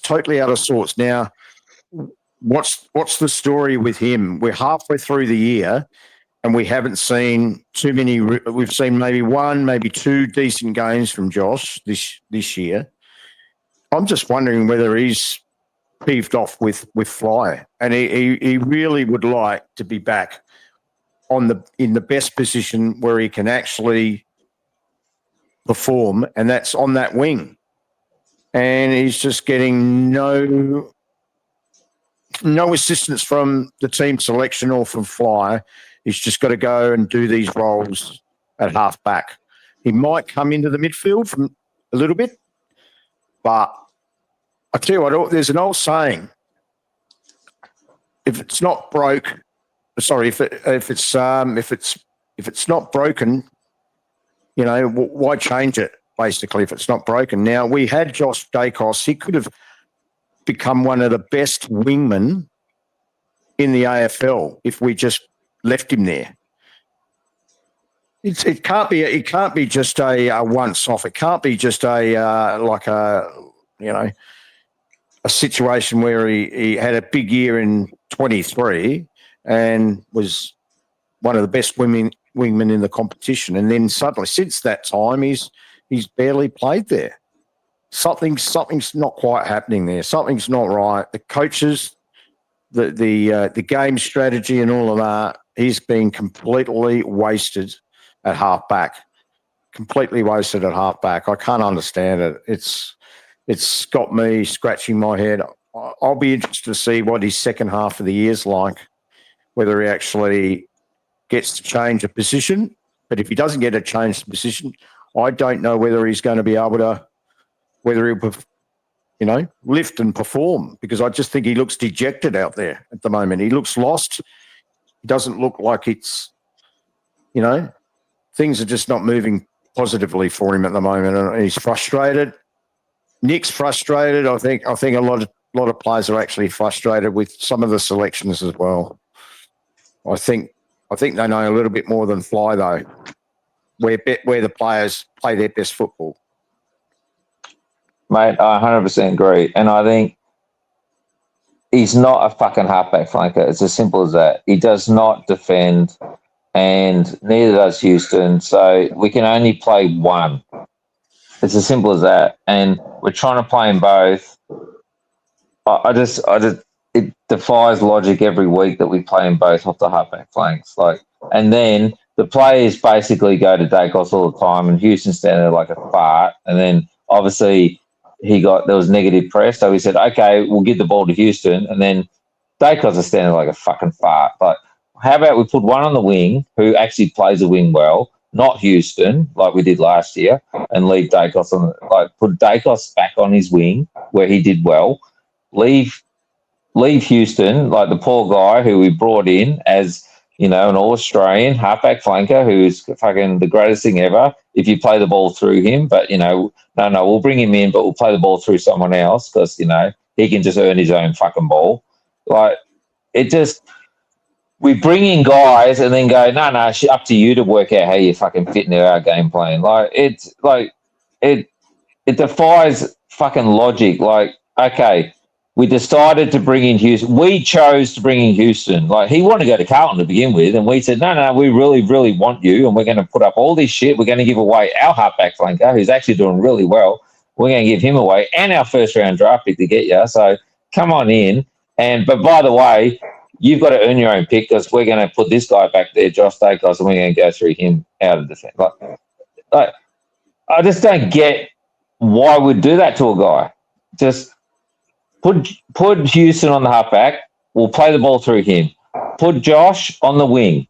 Now, I was actually hoping we'd get Herbert with our first pick because I thought he can play the other wing, which would force us then to play Josh on the wing. Sorry, Herbert could play halfback and then force us to play Josh on the wing. And obviously we missed out on him.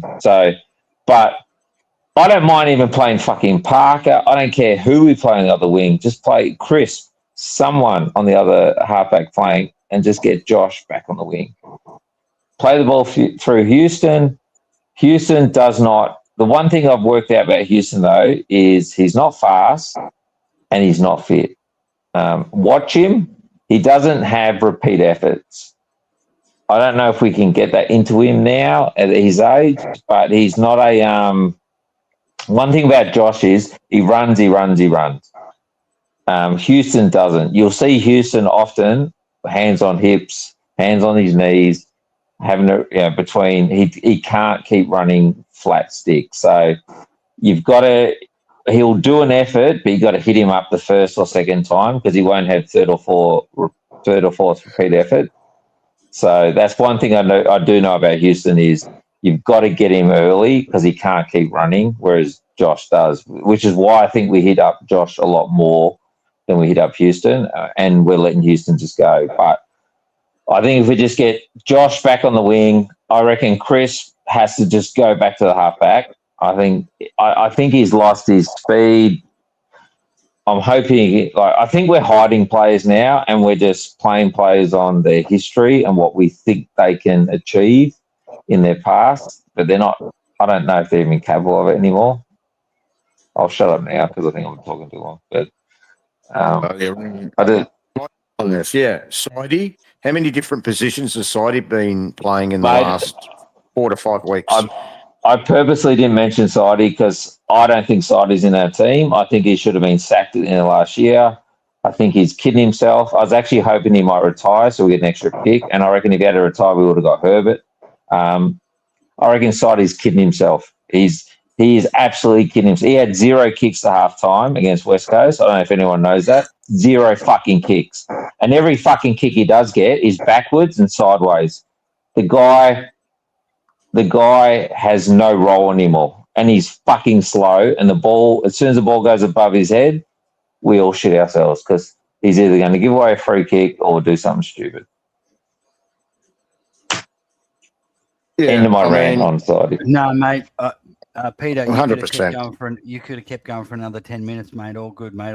Everything you're saying, I'm agreeing. I was just having a ciggy. Me too. Me too. I was nodding my head, mate. You're a wealth of knowledge. You are. I agree. I thought Sidey. I think Sidey should have retired after the Pendles game, and then like you said, get that extra pick. I actually thought he might. I actually thought deep down he might. Same here. Me too. He could have gone up to the interviewers. He could have leaked it to the media that I'm retiring, and they go up to him and maybe not then because that would have taken a bit of limelight. But no, that's it for me. And I want to give it my spot to a young player, and or he says, I'm going to go back into the twos and earn my spot because he's not earning his spot at the moment. He plays 1 good game in 5, if that.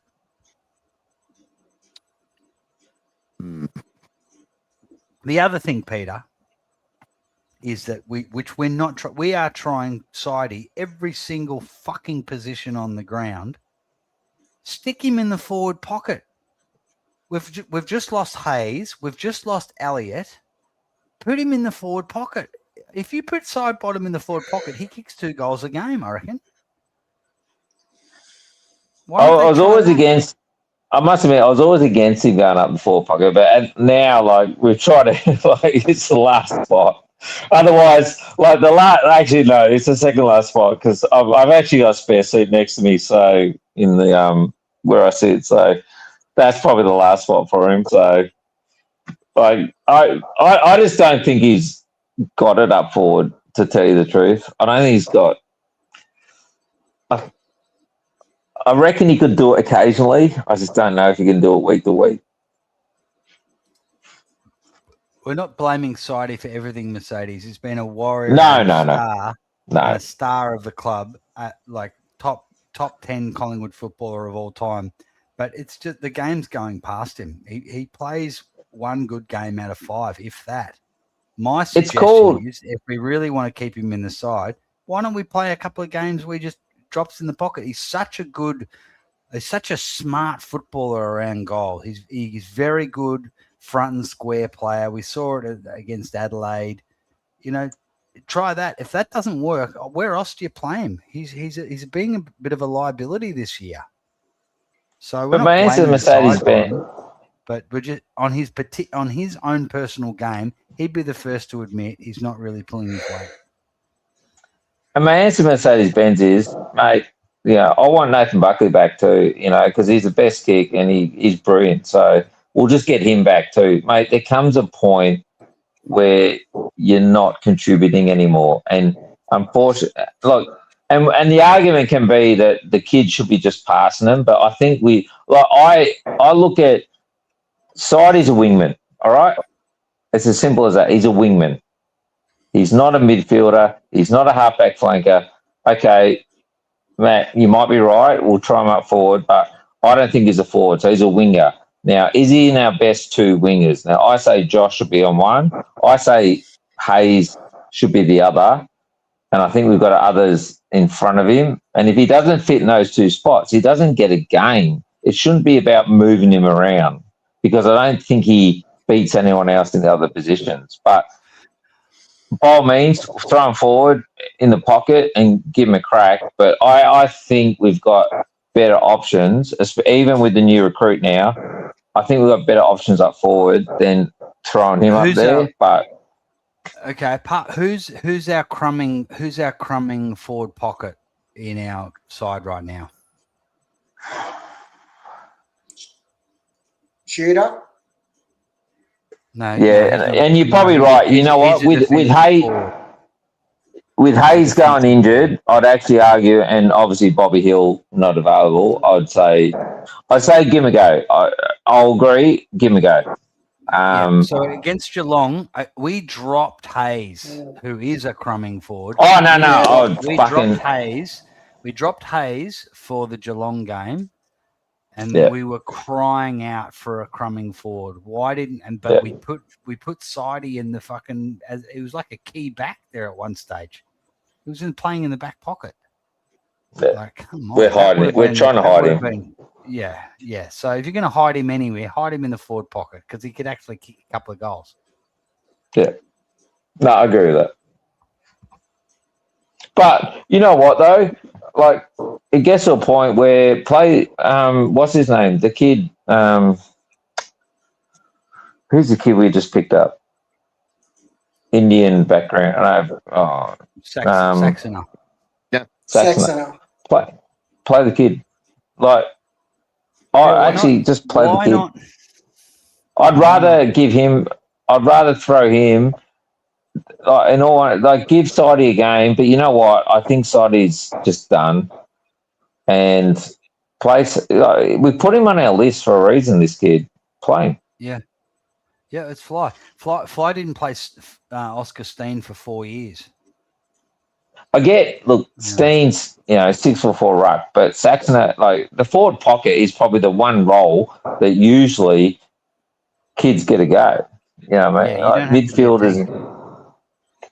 So, play the kid. Dropping Hayes, I said many times on a couple of podcasts, Hayes should get a game over Sidey every week. He never will, but he should. It's our future. We're not going to win the flag this year. Let's be honest. Anyone who thinks we're going to win the flag this year is, don't get me wrong. I'm more than happy to be proven wrong, and I will happily sit there in September and be, I was wrong and chant away, but I ain't going to be fucking wrong. So, even watching Carlton beat fucking Geelong tonight, do we actually think we could beat either of those teams right now? Seriously? No, that's the name of the show. Carlton. I know. I saw the name. Carlton are better than us in 3 weeks because they changed their coach, changed the game plan. They've picked. Carlton were better than us.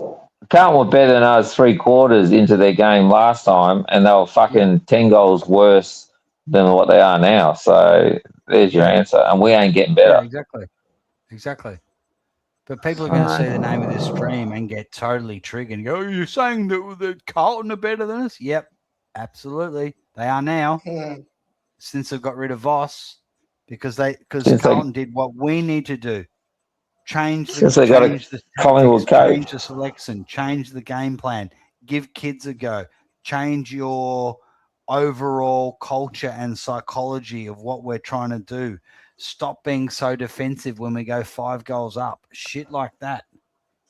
I'll throw something out there.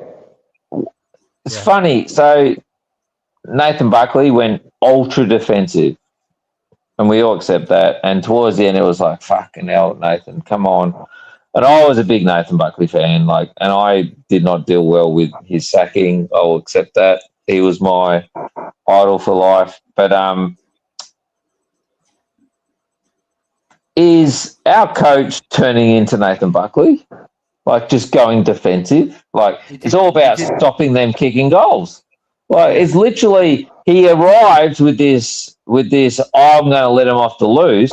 I'm not Nathan Buckley. And then since he's arrived, he's just gone into, we've just got to stop him. As long as we can stop him kicking goals, it doesn't matter what we score. It's like you're pretty much you're turning into what you replaced. Yep, because it's preservation. It's preservation. He talks about how he wants to take risks, but he never does. And he talks. No, I agree. It's just his analogy is, I want to take a throw at the stumps. That's his analogy, and he very rarely does. He never. Well, the players obviously don't feel the confidence to do so because they don't. Yep. And we haven't got the players anymore, or we don't play him in the position.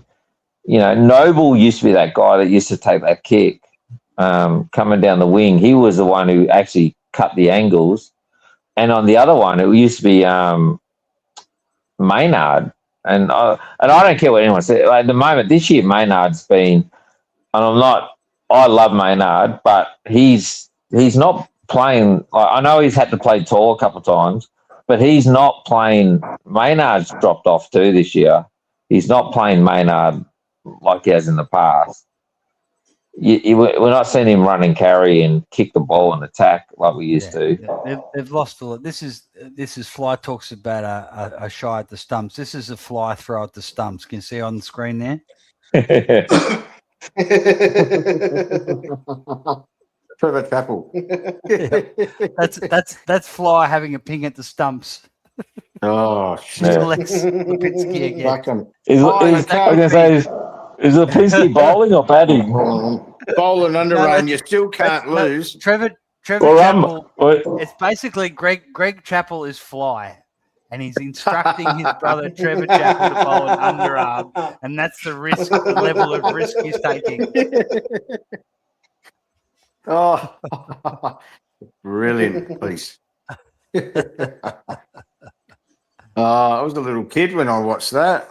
Bloody, I don't know, 4 years old. 1981, I think that was. 4 or 5. Now this is a ping at the stump. You remember that? I don't remember that. I know it happened. I don't remember. This was earlier in the year. Remember when Darcy Moore went out, like in about the second round? Yeah. This would have been a ping at the stumps. Ricky Ponting, one stump away, Matt. Selects Concord versus the Saints. That's your throw at the stumps, Fly. Come on.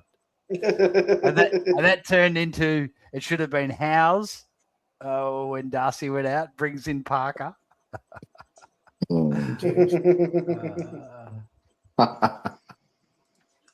Oh, dear. Gee whiz. Nah. All will be revealed on Saturday night, boys. Oh, yeah, it's going to be interesting. All will be revealed. I can't It's not going to be revealed, though. if we fuck up on Saturday night. We lose. But if we win, it still doesn't. It's not the answer, even if we win, because they're not traveling well either. This is the problem. No, they're not good. We're not. And this is I said something once, and I said, we can't be a top. And everyone keeps saying how close we came, but we came close, but my history of Collingwood is when we throw everything we've got at a team, we fucking win. And I feel like we threw everything we had. We threw everything we had at Freo, and we lost. We threw everything we had at Hawthorn, and we drew. We threw everything we had at Sydney, and we lost. I don't think we had much more in the tank, and we still. I know there was reasons, but we still couldn't get across the line. We're not good enough. The Freo and Sydney game were very different though. At Freo, it was all defence, at least in the Sydney game, we had a quarter and a half where we just took the shackles off and we went attacking, and we put 6 goals on them. But we weren't not trying. Yeah, it wasn't like one of those games where it was like they weren't having a crack. Like we were trying and we still couldn't win. You know what I mean? Like that's the bit that kind of gets to me. Like in the past, when we've lost, it's like we either kicked fucking terribly, but usually it's like, you know, it's like they weren't trying or there was something wrong or the game, you know, we just got, but some of those games we had a red hot crack and we still got done. Yeah. You know what I mean? It was just, and it was like, that's when I kind of felt we're just not quite there. And it doesn't matter how hard we try. It's not, effort isn't the problem. It's, you know, and you kind of wish it is, because then it's like, well, you can try harder and you'll win. But I don't know. I just hope. I'm not worried. And I've heard all these theories about. I'm worried about Fly. I'm worried about Fly bringing in a guy who's a DC clone, so that he's going to be good when we just use our game plan of going down the line, because he's good at taking intercept marks and pack marks. That's not what I want. Look, one thing though I'll say about him though is he's better. I think he's better than DC. I think he's more a Grundy clone than a DC clone. So he's not a jumper. And this is only, look, don't get me wrong, I don't go and watch the game. So this is just research, but he's more a Grundy clone, that he does more around the packs. He's a clearance player. He's better at ground level and on his knees and all that kind of stuff. He's probably more a Grundy clone than a DC clone. That's my reading, though. That's people that have gone and watched him play, but don't hold me to that, because I've never seen the guy play in my life. All right. Well, let's see. And that's more hope than wish. He's playing. Yeah. I was just like, oh fuck, we're getting great, we've got another DC clone. Like, fuck, I'm trying to get rid of DC. Like, not get rid of him. No, he's more. He's not a. From what I've read, he's actually a better jumper than DC, but he's not a Stein. But he's also, when the ball hits the ground, he's fucking really good at clearances around the center clearances. So he's not just a tap and then stands there like a fart. So yeah, he's not too bad. So yeah, I think calling him a DC clone, I don't think is quite correct. And he can go forward apparently and take it. He's probably a better mark than DC. So if he can sit in the forward pocket in between DC playing in the ruck, is rather than just being on the bench or just like, where do we hide him type stuff. So yeah, I don't know. Look, it's a mid-season draft. Give the guy a crack, I think. And he's 27. They wouldn't have picked him if they didn't think he couldn't play a role like this week or next week. So 26, I think. But 26. Yeah, sorry. Be too pedantic on you, but yeah, he's a mature age guy. Hopefully he DC. He either gets spanked, so clear hit to advantage from the opposition. The best case scenario with DC is a soft drop. Yeah. When he gets his hands on it, he can't clear it out to the on balls. It just drops at their feet. And it's but quite our defenders, frustrating. Our midfielders aren't playing it well either. No, they're half the problem. They have either got to be getting a defensive, just work out he's not going to win it, but have someone just standing right next to DC, because they're going to get an easy one, because when he does get his hands on it, it's a 50-50 and it just soft drops to his feet. And that's why DC actually gets a few clearances himself, because he doesn't get a clear tap and it just drops down his feet. Next thing he knows, it's bouncing up to himself. So the midfielders need to know that they're going to either get that, or when he does grab it, just get a very simple hand pass. That's the other thing with DC. DC's constantly kicking it himself.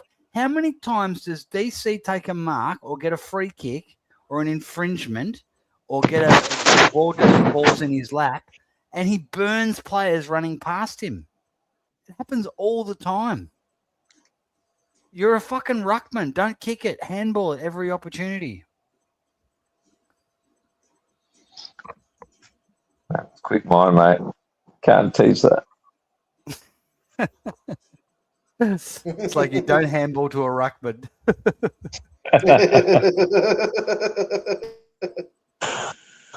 Why? You're the kind of guy that goes up to people and asks them why they're so stupid, aren't you? Who, me? Yeah. No, I'm like, yeah, it's like we have I've got a standing offer to debate Andreas from Black and White United that Fly's not a good coach. And we had a 2-hour stream on one of my streams here the other day. It wasn't about whether Fly's a good coach or not. It was, why isn't he a good coach? We did 2 hours on it, people's theories about. And it turns out it went from is he dumb? Is he a Brisbane agent? And then we got a third option that he's actually on the spectrum and he's autistic. Now, before people jump in and just go, oh, you mental health, da da da, there were 2 autistic people on the panel who suggested it. Yeah. I'm not on the spectrum. I'm not autistic, but I am probably a little bit leaning that way. And I am a process-driven person, and I get that, and I know he is too. And there is an element of truth there. I wouldn't say he's autistic, but if you looked at the spectrum, I would say he leans in the spectrum in somewhat. But at the same time, though, I think a lot of coaches do too, in some ways. That's why they're all a bit different. You can be on the spectrum and be an absolute genius. So it's not necessarily a criticism if you're on the spectrum. And I'm sure I've got aspects of what I'm about that will be on that. But what it could be on an. I'm not taking it personally. No, it's all good. It's all good. No. It's that on that sort of spectrum sort of aspect. It's that you've got these routines that you keep to, like Fly. Yeah. So an example of that, Fly's got his favourites. Yeah. No, and it's a process. And he has a Here are my people who are in my team. So, so this time last year, Ned Long wasn't part of his club. Okay. Yeah. Lip has been part of his club since the premiership. Long was playing really well, and he kept playing him as a sub. And it took a long time for Fly to go, okay, he had to sort of process it in his mind. Okay, we're gonna give him game the ones. Hasn't been dropped since. So he's in that team. But then there's certain other players, for whatever reason, they're just not part of his favourites. So he's got this routine. These are the guys. Membry, we've shown, he's clearly, Fly feels he's comfortable with that. Yeah, I feel safe. It's a safe place for him. Membry's a safe guy. West, no. Buller, no. So taking risks for someone who is in that sort of thinking, not good. Risk taking is going to make him feel uneasy, anxiety. Longy makes him feel safe. Lipper, safe. Crispy, safe. Sidey, safe. Westy, not safe. Angry. But we say that about all our coaches. Malthouse used to have his favourites too. But I do agree. I agree. Malthouse would grab a guy who'd played 3 games in the reserves and did okay and play him on Anzac Day. Yeah. No, I agree. Just go, this is what's what. Yeah, I think we all know it now, is we got a coach who was the right coach at the right time, at the right moment, for the right time, for the right team that needed that release of Buckley. But it's like now it's like, fuck, is he still the right guy? And I think we all know the answer. Hmm. But the question is, are we going to let him now do a fucking like line on us or Clarkson on Hawthorn and just recruit for now when we can all see that, like, literally there is no way you can in 1 year recruit enough players in that team to make them a premiership team. But what you can do is sinkers for the next 4 years by giving away draft picks again and again and again. Like, Yep. it's just, I just, our best performance, Peter. Our best performance this year was against Sydney when we had our youngest side. kids. We had 8 I know, I guys. agree. Yeah. So what I'm saying is, yeah, it's unlikely we're going to win the flag. But if he has that same mindset, and he was forced to play all those players because of injuries, if he just changes his mind and goes, no, this is what I'm going to do. I'm going to play players on their merits, but also when I bring a young guy in, they're getting 4 games. And you know what? We might lose the game. Are you okay with that, members and supporters? Abso-fucking-lutely. Yes, we are. Problem is, we don't have Eddie. We don't have Eddie as a president who's going to walk down there and say, "Mate, I mean, like he pretty much, like, we have a system now where he holds the keys. Like, there probably was a time where Eddie could walk down and go, I want the supporters and me want this, whereas that doesn't, like, that doesn't happen anymore. So it's not going to. But my thing is, like, we have like, don't get me wrong, I'm still hoping that, these theories of that, apparently we're doing 23-hour gym sessions on the treadmill every, 5 days a week before every game, and we're all tired. Yeah. I'm hoping they're all true and we come good. But if we don't, and we do end up with a top, 6, 7 draft pick, that we don't fucking give it away. Just can we use it once, please? Yeah. Like, the one issue we have, everyone said we don't have a lot of stars, and there's a reason why we don't have a lot of stars, because we recruit other players average. We give away a lot of draft picks and sometimes first round draft picks for players average, like, kind of good average players. We don't have a lot of A graders, and because we haven't we haven't used a lot of A grade picks over the years. Like, we've got Dacos, and yes, he was a top 10 draft pick. Yes, and that's pretty much the other thing. We can't get good. We can't get really good free agents. Like, you look at Geelong. No, I agree. Jeremy Cameron, Bailey Smith, Dangerfield. No, we get good ones, but we don't get good ones that we need. We just get who's we get who's available. Like, no, Houston was a star, but we didn't need him. This is the problem. We didn't need him. We didn't need a halfback. Like, we already had 50 halfbacks. That's what I'm saying. We go, like, and no, you're right. Like, we've had a crack at, we can't get a forward. We couldn't get Cameron. Cameron wanted to come to Collingwood. I know for a fact these are two things. Cameron and fuckwit that went to Richmond, they both actually wanted to come to Collingwood, but we couldn't do that. We basically said to them, we can't do the trade. We can't get you. Like, but it wasn't with. They were not free agents. We just couldn't do the trade. We couldn't do the trade. Like, what's his name from Richmond? We couldn't do the trade. Lynch. Literally, the one that went to Richmond. Tom Lynch. Could not do it. Like, we're jumping over backyards and all that shit. Like, how the fuck did Geelong get it done then? Or no, Geelong gave up. No, Geelong gave up like 2 or 3 first-round draft picks to get Cameron. Right. Like, that wasn't a free agent thing. They gave up first-round draft picks to get him. Like they had the picks, and we just didn't have any currency. So like, some of that. Don't get me wrong, Geelong aren't stupid when they go after someone. Same with Dangerfield. They gave up, I think, 2 or 3 first-round draft picks to get Dangerfield. but they're smart. Like they gave up, you know, Where are they two getting? first round. Where are they getting all these first round draft picks from? Every They year. just don't do them often, though. But no, we've done the same, though. We gave up two first rounders for Treloar. We got Treloar. They got Dangerfield.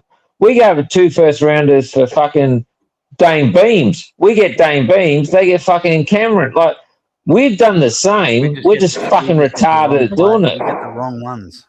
We're just stupid. Stupid. Like, absolutely. Like, and I'll tell you now, like, I don't know if people know this, but the two picks we gave up for Dane Beams, one of them, I know for a fact, that pick was on traded to Port. They got Georgiades for it. There's your full forward, all right? Like, I'm not saying we would have got him, but there's your fucking full forward. Dane Beams, pick 1, full forward. The other pick, I think it was the pick after that we gave up, was Bobby Hill. Like, so, you know, like, these are the kind of picks you're giving up for Dane Beams to come back and do fuck all. Sit around and get fat.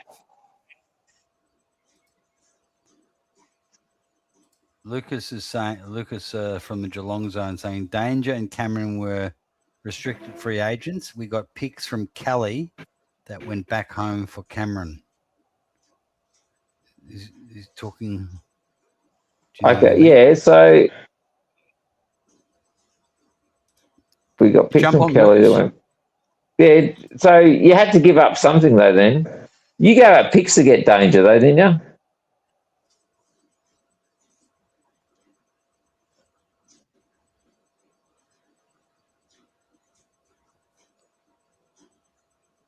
Yeah, restricted free. I reckon they gave it. I thought you gave it picks. We got picks from Kelly that went back home for Cameron. So that if you gave up picks, then it's not an RFA. If they match, if it isn't it. Yeah, I was gonna say they match the picks, then you got to. Then you trade. Then is that how it works? Then you got to trade. Yeah, then you have to trade. You got to trade. Yeah, I thought both of them were pick. They end up being picks, and they gave up the picks. I thought Danger was like a couple of picks, and I'm pretty sure I thought Cameron was picks as well. And if the picks they got from Kelly went back for Cameron, then yeah. Oh yeah, no, 100% Eagles paid over Kelly. We all know that.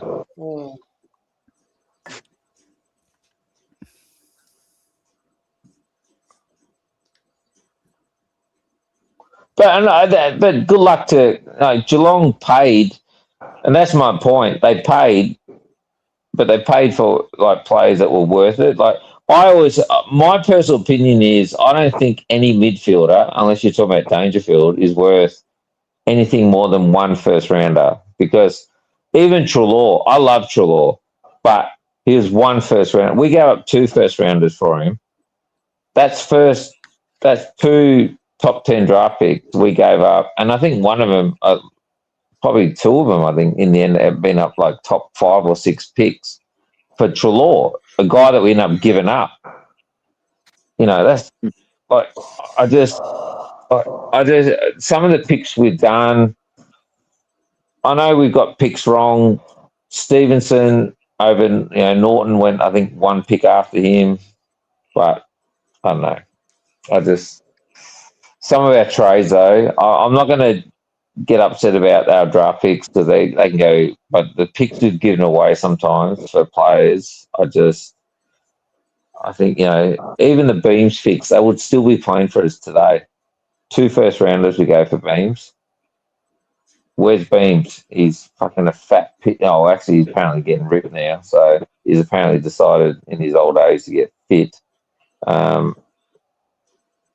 There's 2 players that could have been playing for us that are playing for Brisbane or wherever that we don't have. And it just, they're the kind of things that hurt us. What is going to be interesting is because there's, I think, very little chance from what I'm hearing that we are going to get Zach Butters. He'll either go to the Dogs or Geelong, I suspect. 100%. So I think you can put a line through. You can put a line through us getting him. And why would he come to Collingwood anyway when we are vulnerable at best at the moment, when we are on a slippery slope and we've got a game plan that just is revolting and so boring. Why would you want to play in the midfield? We've just lost a ruckman, and maybe that might have entertained him a little bit. The fact that you got a young ruckman, Oscar Steen. Look at his tapping, look at his leap, all that sort of stuff. But we're not going to have him for 12 months. But more so the image that we currently now have, and it's getting quite clear that we've lost any sort of like semblance of excitement. We don't take on the game. We're stale. We're boring. We're predictable. We're monotonous. We're just pedantic. And we've got a very stubborn coach who doesn't have any plan B. Doesn't have a plan B, and he's not working to try and find a solution. So why would Zach Butters waste his time and come to Collingwood? I can't possibly see that happen. I think that's the $64,000 question in regards to just how many people we're talking about, prime people who are going to move the needle for this football club. So when Pendles retires, when we lose all of that type of wonderful, fantastic, image that we've had through him in Saidi and all of that with our fantastic legends, we're going to be looking at a very average team, and we're going to be found out. And even though Nick is still there, we're going to go against, we're going to like swimming against the tide with that type of image and that game plan and the stubbornness of Fly. And in any case, Fly's probably going to go after next year anyway. So, Collingwood looking for a new coach, but you just don't want to be there. You don't want to come to a club when they're on the brink of, I suppose, and we could very well be Carlton, where Carlton have been. We could be Carlton after 2026, 2027, 2028. There's no reason to think, don't put a line through it. Don't think that we're not going to fall off the cliff. Carlton may very well start moving up the ladder. It's only the Bombers that are probably just going to hold us up a little bit. West Coast look like they're starting to find some players. We saw it last week. They've got a young list. Oh, yeah. North of improving. Who else is there that's sort of around the mark? Port Adelaide will start getting going eventually. They're not as bad as us at the moment, I don't believe. But in my mind, who looks like the next Carlton? I think it's us. Yeah. Unless things dramatically change, we start getting some decent players. The problem we've got is I think it's almost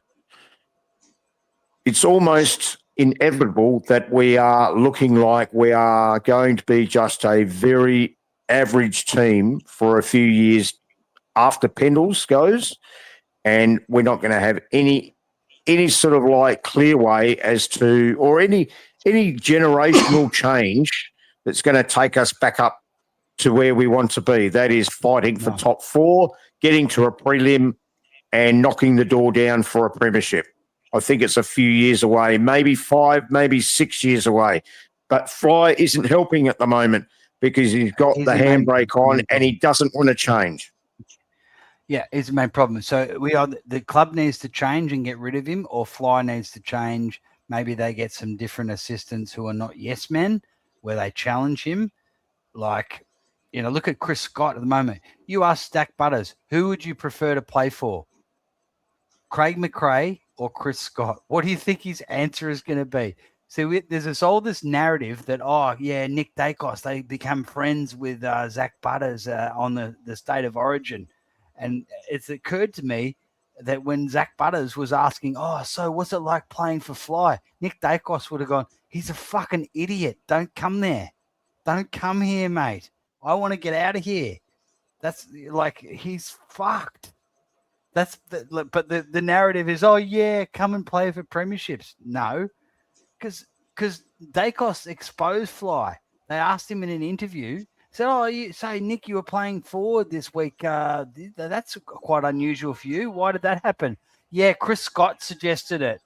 It was a Chris Scott's idea in the State of Origin.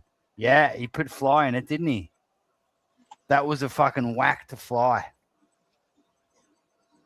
So we're not going to attract free agents, and it's a big fucking issue. And one of the main reasons is, why would you want to play for Fly?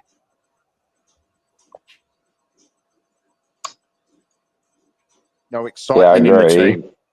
Nothing. But also, it doesn't take a lot to change things too. So I think we got to be careful not to get too over the top excited about like the edge of the cliff too. So I think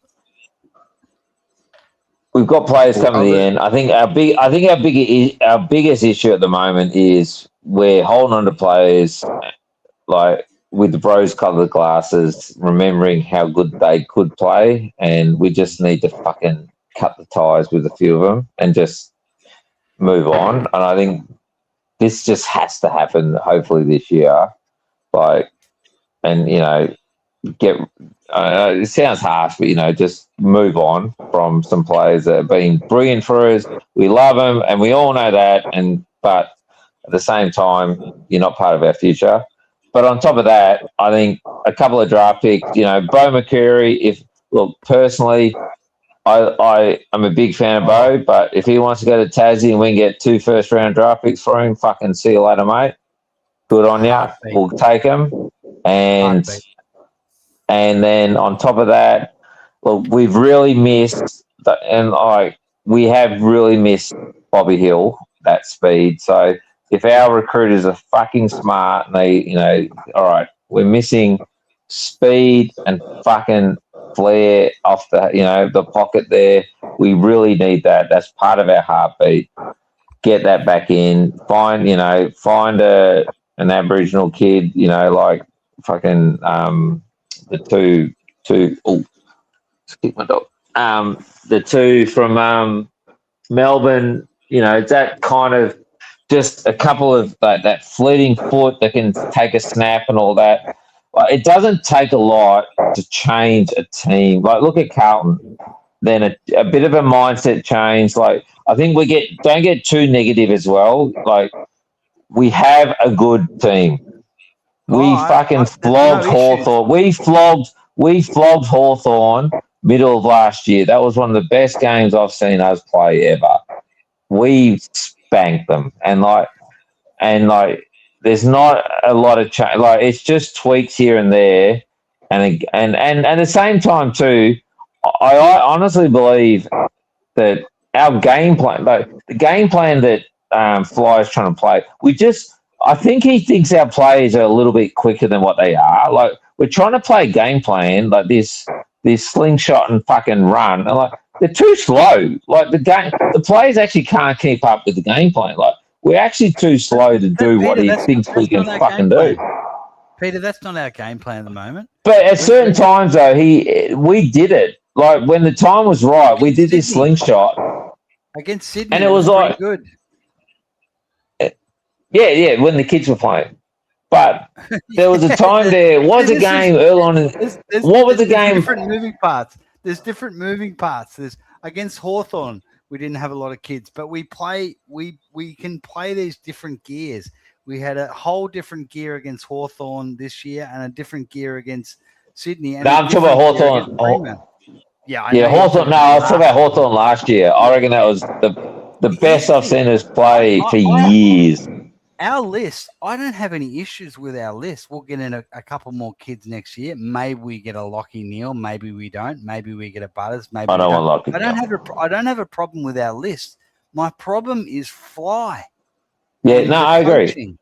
Yeah, right? No. That's what I'm saying. I don't think we have a massive issue. The point of this stream is look at what happened to Carlton when they changed. It was as simple. Do you think we've got a better list than Carlton? Yeah. Yes. At the moment, yeah. Look what they just did by changing their coach. Now, They changed the coach who was willing to do A, B, C, D. So he ticked all the boxes. Probably listening to our streams, probably sitting there under, as the reserve coach under Fly for a couple of years, going, "This is what fucking Collingwood need to do." Hey guys, they've just hey Fraser, do you want to come and be the understudy to Vossy? We're going to sack him in a couple of weeks, and you're going to get the gig. What can you do? I'm going to change the game style. I'm going to play the kids. I'm going to do this. I'm going to bring this to the culture. Bum, bum, bum. You're in. Do that. He did that. Look what they did. We do the same thing. So it's either Fly changes his philosophies and he gets assistants around him to do that, or he's fucking out. Either of those two, and then we're back competing for top 4. Yeah. Probably not going to happen. No, I agree, because I don't think it's not an end of the world thing here for us. I think it's, but we do need to move on from some players too. I think that's the biggest thing. 100%. Fly needs to be told. I agree. You. I'll tell you who we need to move on from. Who do you think we need to move on, Peter? And then I'll give you my list. All right. So straight off, like Sidey. Yep. Tick. Look, I was like, I hope this is a harsh one now because he's got injured, but I was moving on from Elliott. The only time he kicked goals was in the last quarter, pretty much this year. Like I was starting to think, like, and now he's got injured. I think, like, it'd be hard to say he's going to come back from that. Yep. I don't think Chris is doing much. I think if he get, I would say if he can go to half back, maybe, and give him a run and see how he goes, but no. And then Howe's days are numbered. Like Howe thinks he's got another year. I read recently. I don't think so. Yeah, I'm disagreeing with that one because of our lack of key defenders, and he still seems to be leaping. Like I doubted that a few weeks ago, but seeing where he's at the moment with his leap. Having said that, to negate that, he's injury prone, but I would hang on to Howe. Yeah, no, and like I said, so he's I can see the argument because he's been a staple, but my personal view is I just hope we're not relying on him fucking September next year. That's my personal opinion. But who else we got? Who are the other old ones? I think Pendles has another year. Actually, I'm on the Pendles one more year. Yep, Pendles agree with that. Who's our other old ones? Who's on the list? Membry, I think, is gone. No, Membry's gone. Membry's gone. Yeah, so we agree on I that. don't even. That's not even a thought. I'm moving. Now, this is a controversial one. This is going to trigger people, but I'm moving. Not only am I moving more on from the captaincy, he's gone from the list.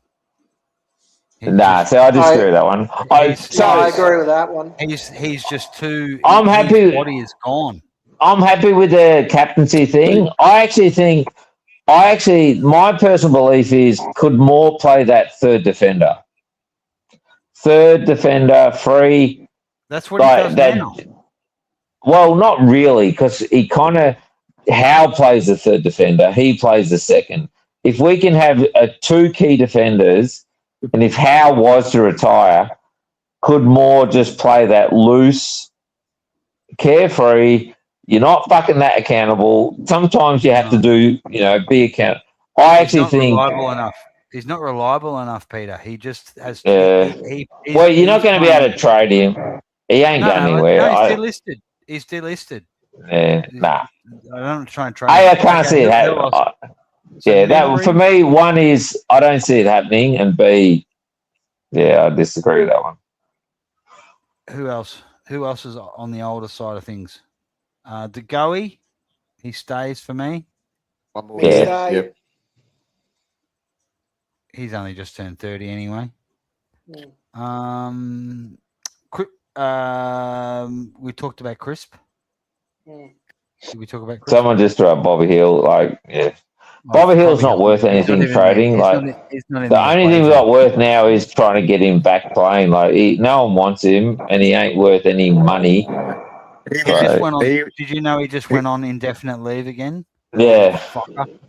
Yeah, Little but fucker. no one's going to want him. Like the only teams are going to take him. Well, he'll end up being, West Coast will take him a pick 72 and got to pay, 900,000, 895,000 of his fucking $900,000 wage He'll or be back something. in WA next year. He'll What be a back disaster. permanently in WA next year. We just need to sort this out. Back in WA, This is getting his ridiculous. partners in WA. We cannot have this going on through Yes. the off season again and next year. Turf him out, get rid of him, get what you can for him. His partners in WA. She does not want to come back to Melbourne.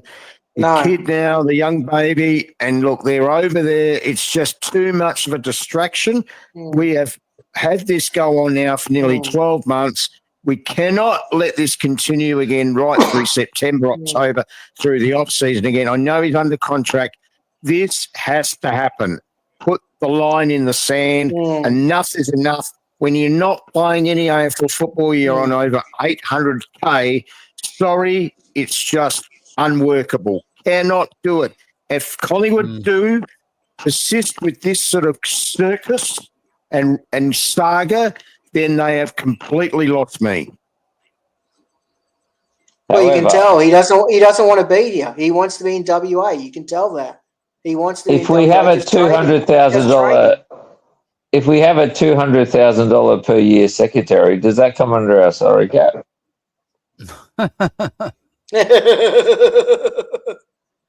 Because if she comes to Victoria, I'm pretty sure he will.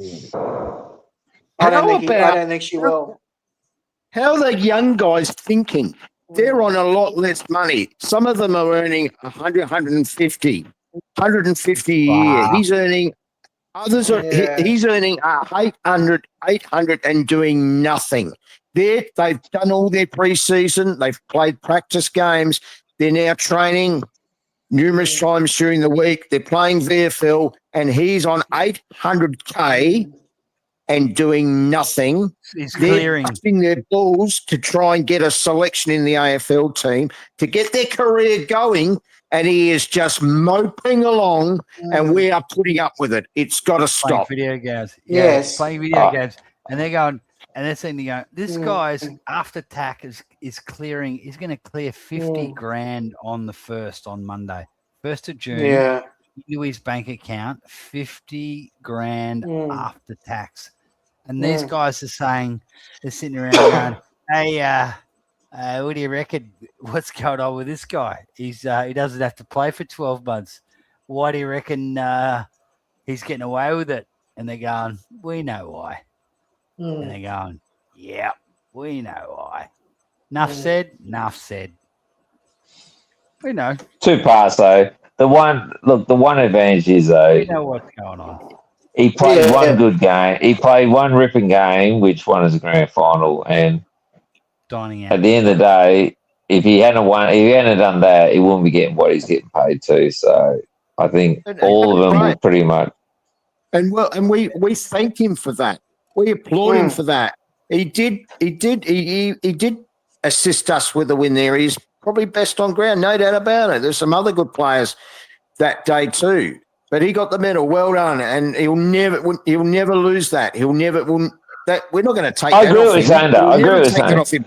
That was 3 years ago now. Since then, he's fucked us around. Yes. You're right, Dad. Too much, You're right. Over too long. And look, if he was back training and he didn't go back with all the shit, and I feel that we have just been walked on as supporters and members. We have been walked on with the shit and the lies and the dishonesty, and the club has fallen into line with it. And now they've been made to look like absolute idiots and fools. Now they've got to a situation where they do not know what to do. We're halfway through the season.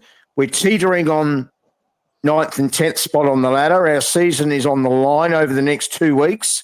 We've lost Jamie Elliott. We've got no small forward. And this guy hasn't played an AFL game for 6 months. 12 months? Well, 12 months. I'm talking, 12 months. Preseason. Actually, sorry. in the season proper, hasn't played any AFL game for the nearly 3 months of this year, and didn't play for 2.5 months of last year. Last 2.5 months of last Yeah, season. that's correct. Yeah. 6 months. 6 months of AFL season. Yeah. This whole thing started 12 months ago, or just under 12 months ago, when he signed that contract. As soon as he signed that big contract, he just went, fuck you. And what he does is every now and then he comes in, he does a little bit of training, and then he says, I'm getting personal leave again. Oh, this has happened and that's happened. So if it was anyone else, they're just going, after a while they're going to go, this is a breach of contract. Sorry, we can't. People have sickness and issues in their life, and you got to give people a bit of leeway. But this is he's just not fulfilling any part of his bargain. There's nothing wrong with him physically. Yeah, you're right.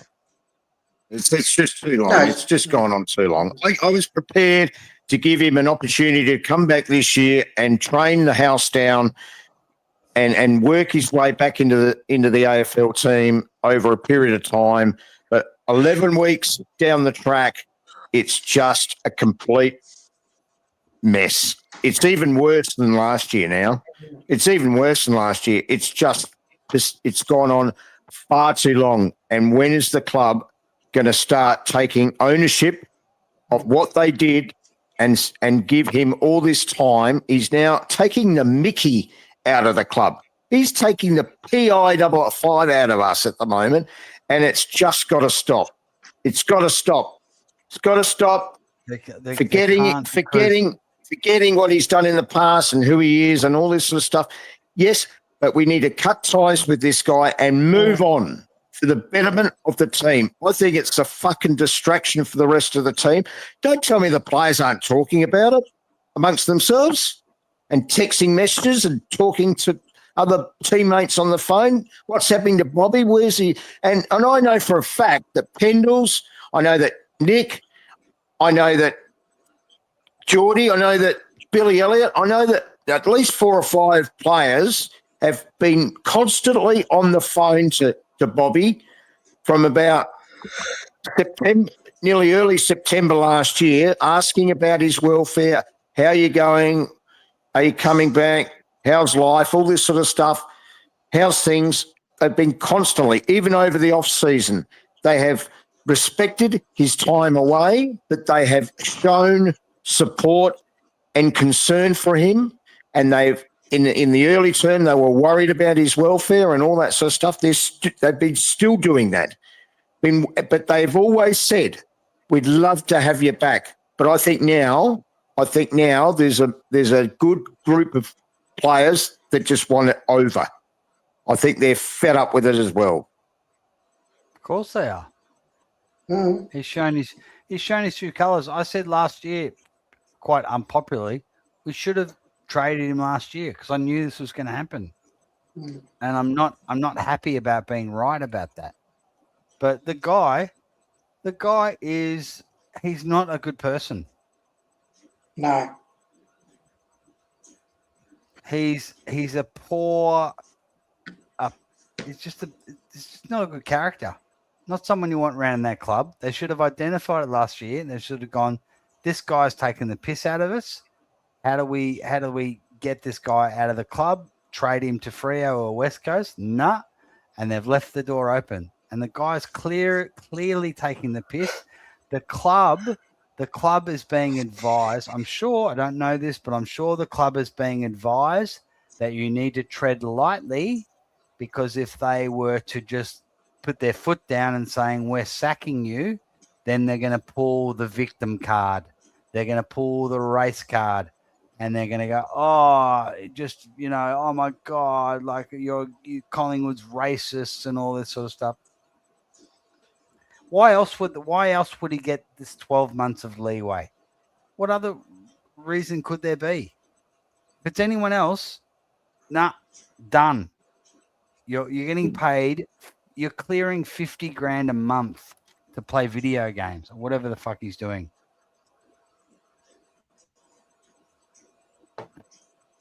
Need a decision soon. They're Very tip- soon. Do you guys agree that they're tiptoeing around it? They want this. They want him. You are either playing with us, come and train and play, or we can't be dealing with this. Yeah, I agree, but So there's they're- Yeah, I a agree. I agree. They're I tiptoeing agree. having around it. having I manage people, and there's pretty much a 2 year there's a 2 year pretty much distance that you got to play with. So he's kind of got 2 years before you can then put in the capacity. It's called capacity to return to work. What is their absolute capacity to return to their work group? And you basically got to do. You got to wait 104 weeks before you put that final ultimatum on. It all comes under OH&S and work safe and all this kind of stuff. So like He's lawyered up and he has worked it out. Are you saying that you can? no, but you can't just like, don't get me wrong, and like I can tell you now, like I work for the government, and literally I have people that can leave the country, and as long as they return emails, they haven't disbanded or they have not left their workplace. If they continue to can email me and respond to me that they intend at some point to return to work, I can't replace them because they have not disbanded their position. So it's like he owns it. It's a workplace. He owns it. I know it sounds stupid, but he owns it. But Peter, isn't Yes, there yes. the contracts I'm involved in? You've got certain tasks. But he's saying he's got a mental health issue. Like he's I don't know all the ins and outs, but he's saying, like, as far as I know, he's saying he's got a mental health issue and he's off work. And you can't just sack someone for that, unfortunately. And after 104 weeks, if they haven't returned to work, then you can front them up and then you can say, do they have any capacity to return to work in the future? And if the result of that is no, then you can cut them from and sever ties. That's the way it pretty much works in the official terms. Sorry. No. Getting a bit official here. But This is really. This is OH&S. This is OH&S. So is Back this out. any work? This is any work Yes. contract or any Yes. employment. You can be Yeah. employed. So you can be So a if you work- barman. I'm working behind the bar. And you get barman. I shib you, and that you go off on PTSD. The workplace will continue to pay 2 years, and then over that 2 years, you'll get your psych assessments and all that. We'll come up with ways to get you back to work and all that. And at the end of 2 years, if you still haven't returned to work, we'll put you before a psych and say, is there any chance of this person ever returning? If the answer is no, then we can sever ties. And you get paid out and you go on a pension. You get pensioned out, which has to probably get paid by the club. But you get pensioned out and, the ties are done. So it's 104 weeks. It's possible for someone to, so you can reset that. So Bobby came back to the club, plays in the VFL. Yes and no. Yes and no. Because and that not necessarily. It can and it can't. So, but in his case, I would argue that it probably hasn't. That was part of his return to work. Like if you've heard of return to work programs and people that are on a return to work, he was on a return to work, and he hasn't fulfilled his return to work. So he's never returned to work, full duties type stuff. Fuck me. But it's all OH&S. This is where, the AFL are probably a bit backtracked in the fact that they don't get that they actually are employing people. So Collingwood, even if they wanted to, they can't sack him because then Right now, So, yeah, because no. Bobby can suit. Well, it suit him. depends. It depends. Honestly, it depends. Like if he's just failing to fulfill his duties, yes. But if he's claiming some sort of mental health type issues, and then he'll claim something towards the club. It doesn't take He much. must be. Mate, he's on But- 800 grand a year. He's Yeah. going to have a lawyer. He would have a lawyer Yeah. saying, he's gone to his lawyer saying, so what do you want? I said, how do I maintain 800 grand a year? He won't be able to and not maintain play it. football? He won't be able to maintain But it. he is. What, are you saying he's not getting paid that? Oh no, for now he will, but he now won't he is. he won't be able to maintain it forever. No. But he's happy. He wants to. He's milked it for a year. Yeah. But what you're saying is he's got another year left. He can milk it for another year. Pretty much, yeah. Yeah. Fuck, Under man. under the way the laws that I work under, yes, I would suggest he does. Yeah. Which is why like the Bulldogs have the same issue with, Jamara and all that kind of stuff. It's not an easy it's a hard one to navigate. As a manager, for me, it's a hard one to navigate, especially when you know that people's problems have nothing to do with the job they're doing. It's probably their own personal problems, but they're blaming the job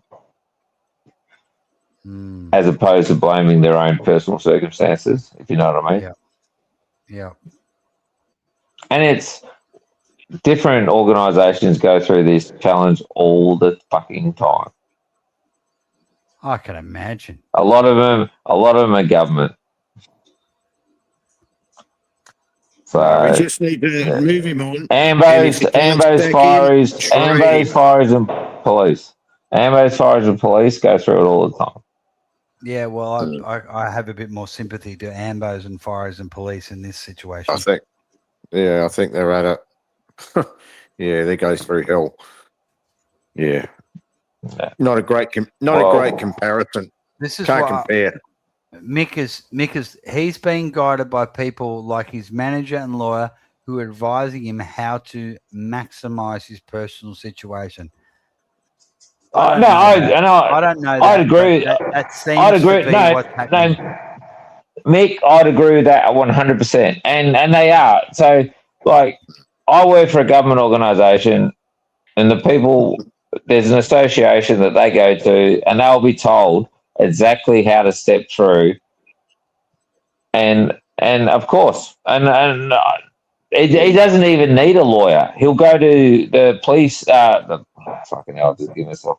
He'll go to the Players Association, and they will tell him how to step it out. They will tell him how to step out, exactly how to maximise his benefit. So don't you worry. Like, he doesn't even need anyone to help him. The Players Association will already know how to help him through this process every day of the week. I can't play at the moment. Why not? Mental health. Tick that box. Yeah. That's Yeah. it. And what's your mental health issue? And all he has to say is, my mental health is around the social media impact of people abusing me about being Aboriginal, playing for Collingwood. And that's all he needs to say, and that's it. It's football related. His mental health is around football, and that is it. That's all he needs. That's enough.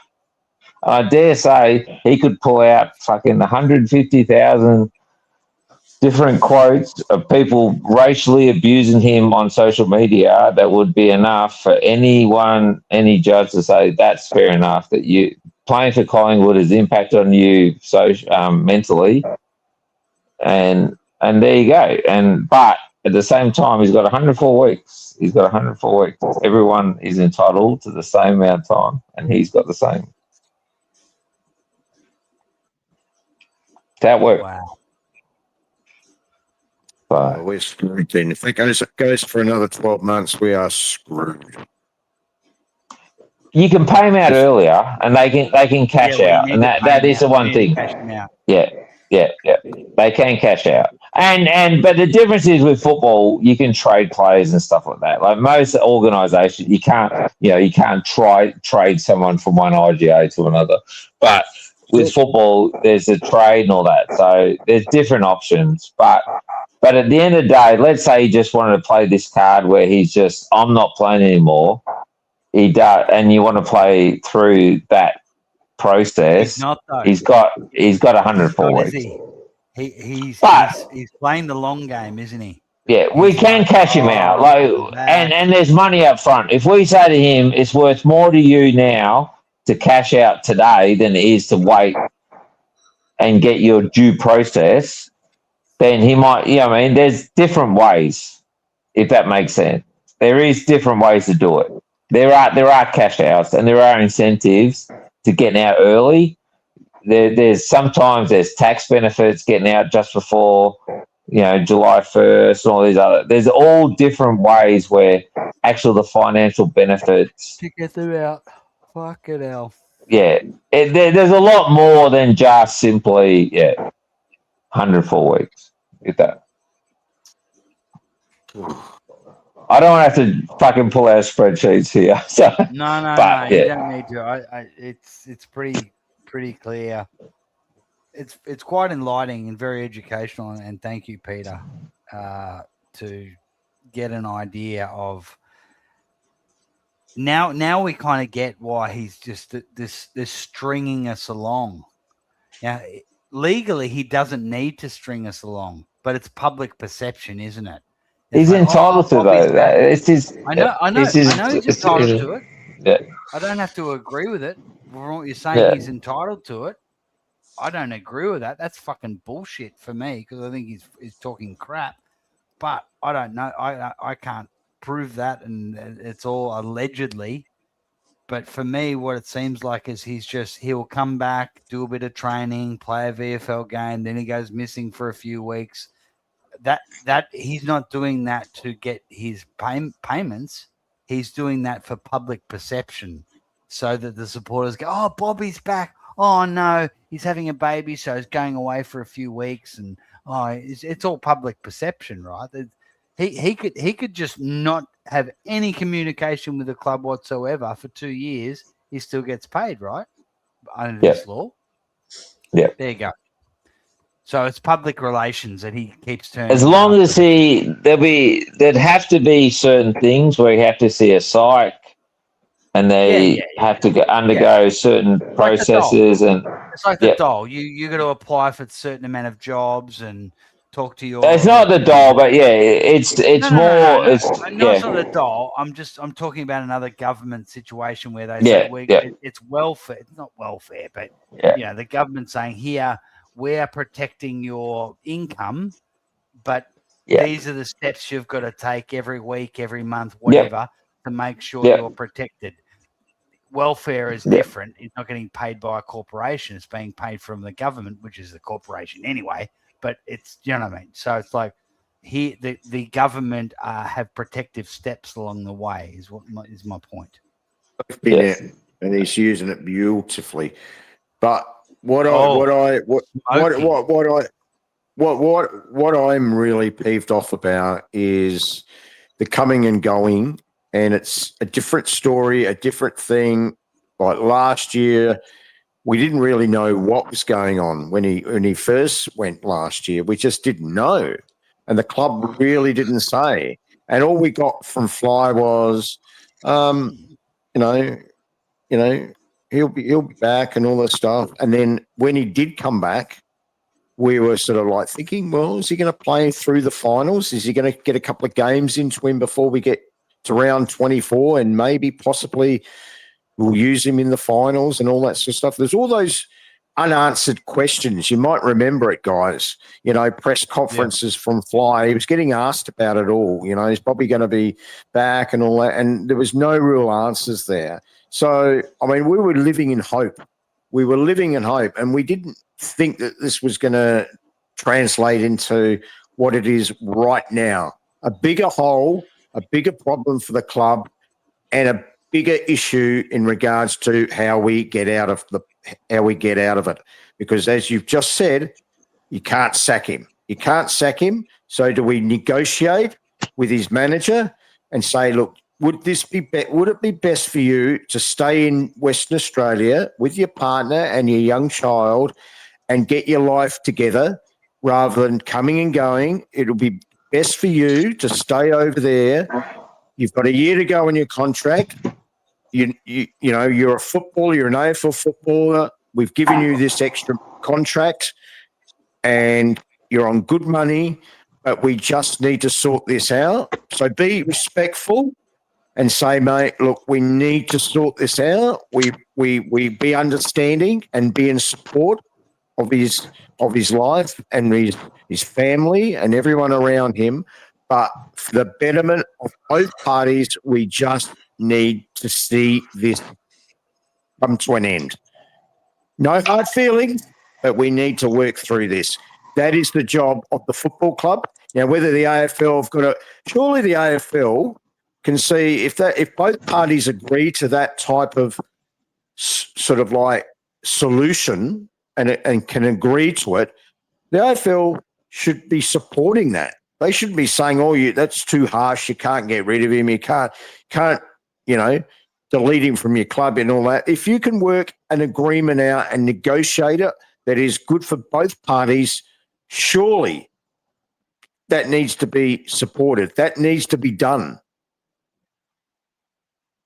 Yeah, 100%. So I think the AFL know there's issues, and quite frankly, and I know he got crucified, and I think I may have touched on it with Matt Wall.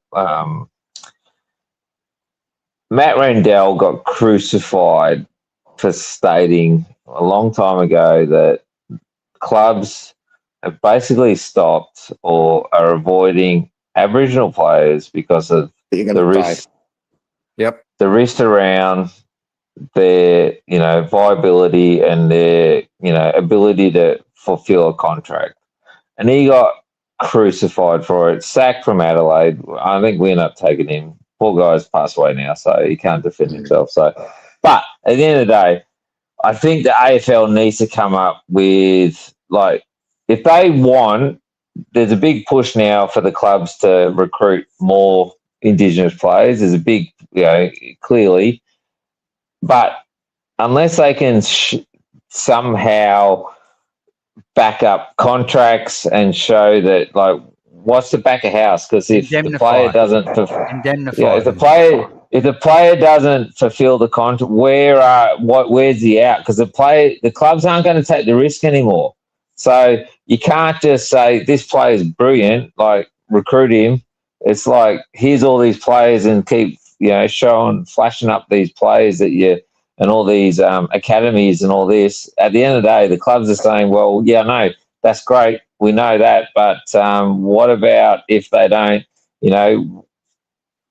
year three, where, how? So the AFL has to come up with some out, some back.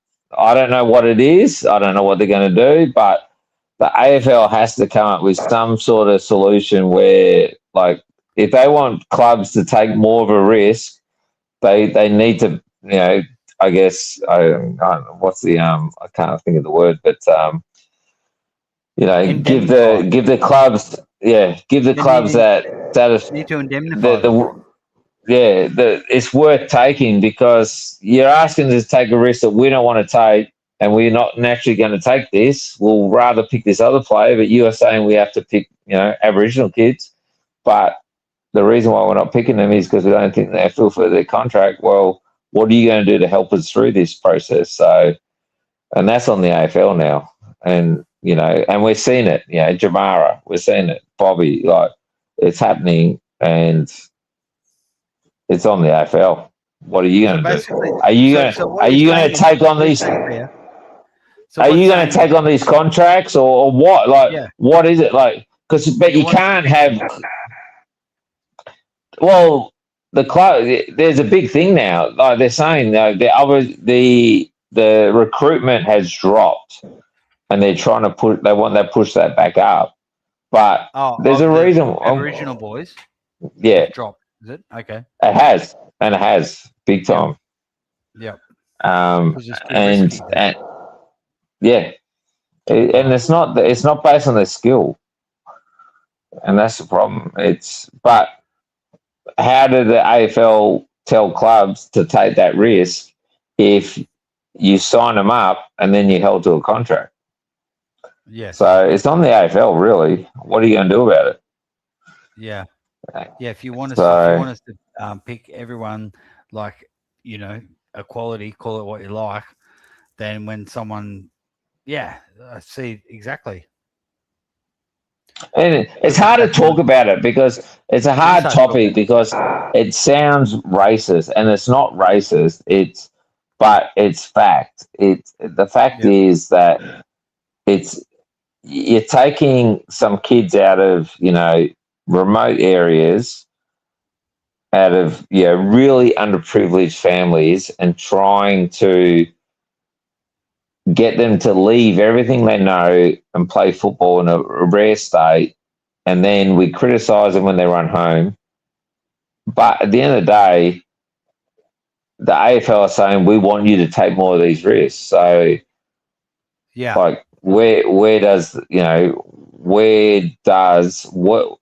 who wears the cost? Who wears the money? So you're saying you go and recruit you go and draft Bobby Hill, for example, and then Collingwood goes, okay, great, we're going to recruit him, but then Bobby Hill has 2 years out of the game because of mental health, for example, and then Collingwood's having to play $1.5 million over 2 years, and they don't have a player.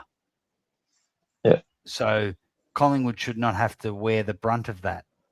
Is that? But on the same time, is you can't just go then. Okay, you just offer. You have a Sirius Rioli, and you just offer him 10 million, and then he might play 2 great years and win you 2 flags, but then when he doesn't play, it's out for there's a fine line between how do you balance what's fair and what's right, and how do you encourage clubs to recruit Aboriginal kids, but at the same time, how's the AFL wear the responsibility, because they know there's a reason why the AFL clubs aren't recruiting AFL kids.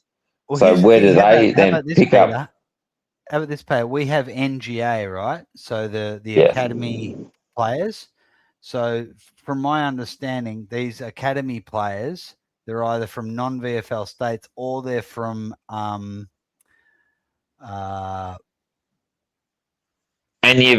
I'll just touch you up on that. And you're very good, because Hawthorn were good, because what they did was they put, for instance, Cirrus into a private school. So, but you can't do that with all kids. Yeah. So I think you'll find Sirius Rioli went to Scotch College. So Scotch College. But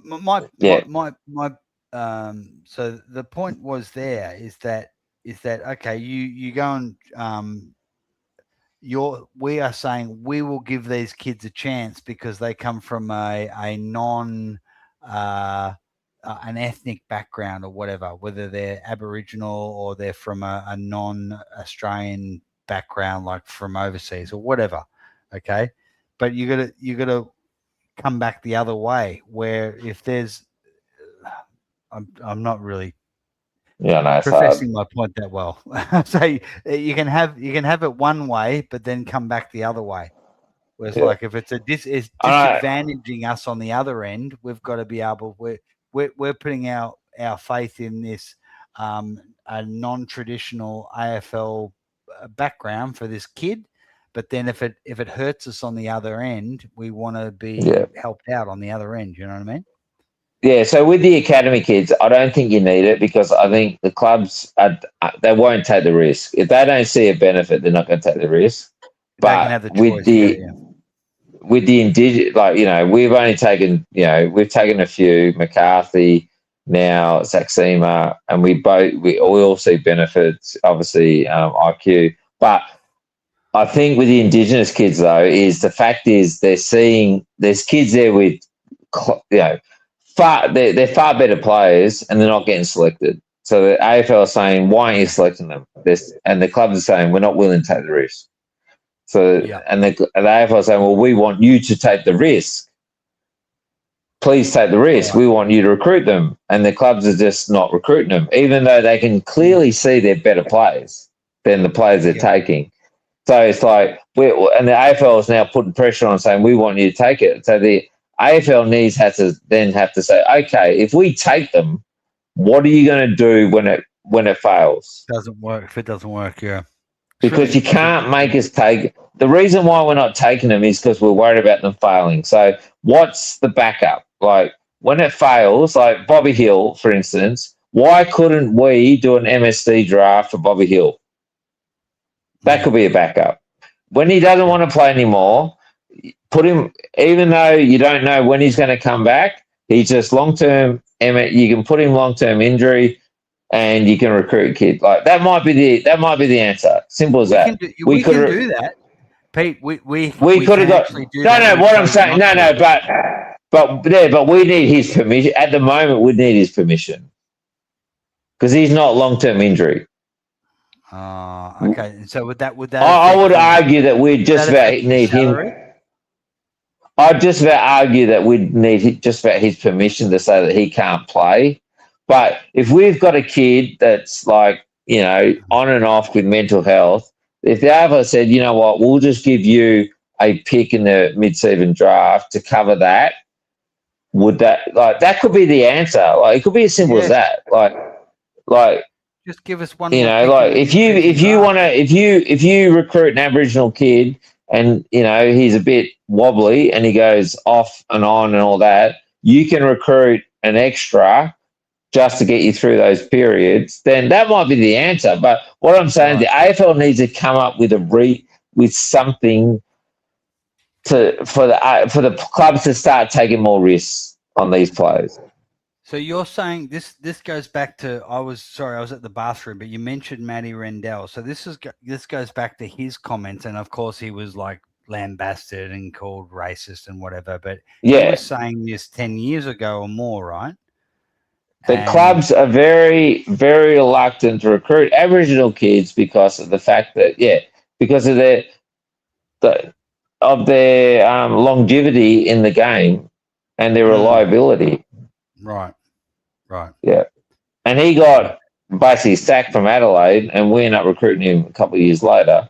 But it was all around. And it's the same. And now the issue is that the recruitment of Aboriginal kids has gone down. And they've said it. It's gone down dramatically over the last 5, 10, whatever it is. Yeah, there's not a lot coming through. I've No. noticed that. Because no one's willing to take the risk. Unless you can get them into private schools early, they're not willing to take the risk. Yeah. Well, look at what's in the So let's talk about Cyril Rioli. So Hawthorn have seen him up in the north, and they've got him. They've just said, "Fuck it, we'll just pay for Scotch College for a couple of years." Yeah, so I don't know the back, but he went to Scotch College. I know that for a fact. Yeah, that's what I know. He went to Scotch College. Yeah, I know the. Yeah, so I don't know how that happened. I don't know through like academy or whatever, but he went to Scotch. Yeah. Yeah. So that's the way they did it. They go, and they got him into a program, and he was living with the family and all that kind of stuff. Yeah. So get him into a. And it still didn't work because he walked out and he's still in them now, and he's still not happy. So like but even that didn't end up all smiley faced. You know what I mean? Like, so like there's no guarantee, but it's such a hard. Like, you need the right people in the right places at the AFL. I don't know if even they are capable of fucking negotiating through this fucking. Like, it's not it's nah, and it's a hard one, and it's like they're not.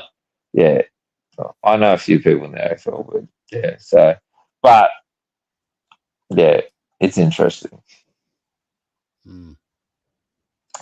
No comment. All good.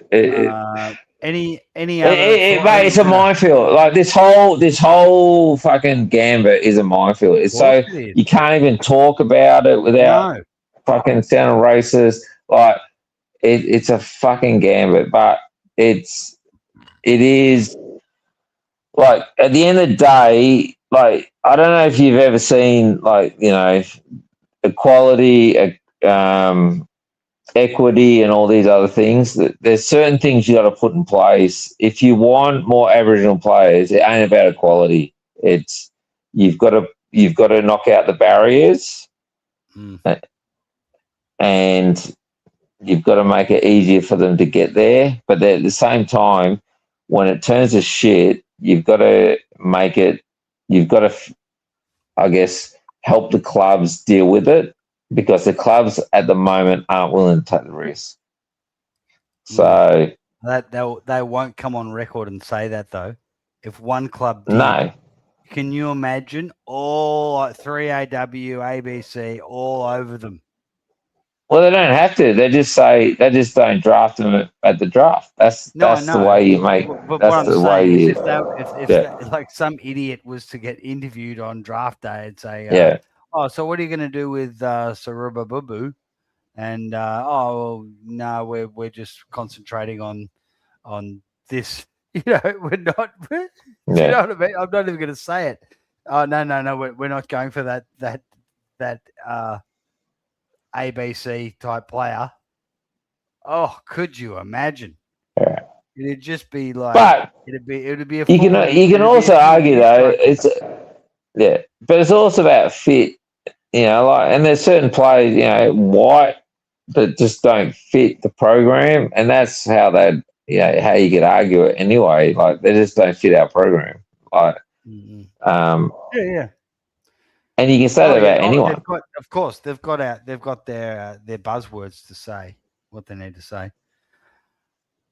But it's a hard one. It is a hard one. Pete, I'm going to shut this down pretty soon. Is there anything pressing you'd like to raise before we wind this down? For me, nothing. No. Yeah. Thanks for raising, mate. Thanks for having the night. I didn't expect this tonight. I was watching the Carlton game and just jumped on YouTube and bang, you were there. I was like, okay, I'll jump on. So there's a lot of content. There's a lot of live content tomorrow. So at 3:00, Mick and Sean from Ultimate Greatness are going to be doing a VFL watch along. So that will go till about, I would say, about 5:30. Are all three playing tomorrow? Doggies? No, are all of our three recruits playing tomorrow? Yeah, Do you know? they're all playing in the VFL. So then there will be Anthony at Pies Footy will be doing a pre-game show, and I think that will be around about 5:30. Then I'll be doing a countdown to first ruck, which will be 6 to 7:30-ish. But then what we do is we keep the stream open, and quarter time, half time, 3/4 time, and after the game we come on and rant and carry on. And then we hand off to Pies Footy usually about an hour after the game. So there's going to be streaming all day tomorrow from 3. So come and jump on one of the channels or all of them. I'll be at the game, so I'll jump on after. Oh, you can listen in if you want. No, be good. If you prefer us to 3AW or whatever. We would be better than them. We would be better than them. We would be better than them. I don't listen to those fuckheads. No Sam McClure or Caroline. We would have us. It would be me, Matt, Peter, and Matty no going ads. up there tomorrow. There's no ads. We just I will say, I don't know where Voidoid is. I'm going to fucking keep logging into this until Voidoid fucking logs in. Gets on the panel. Well, Peter and Daz, all you need to know, me and Matty will be and Matt will be going up ahead tomorrow if Collingwood play shit. That's all. You could be better than 3AW tomorrow. Yeah. Yeah, If pre-game. we lose tomorrow, I'll be jumping on, and I will. If you've heard me recently, just simmering.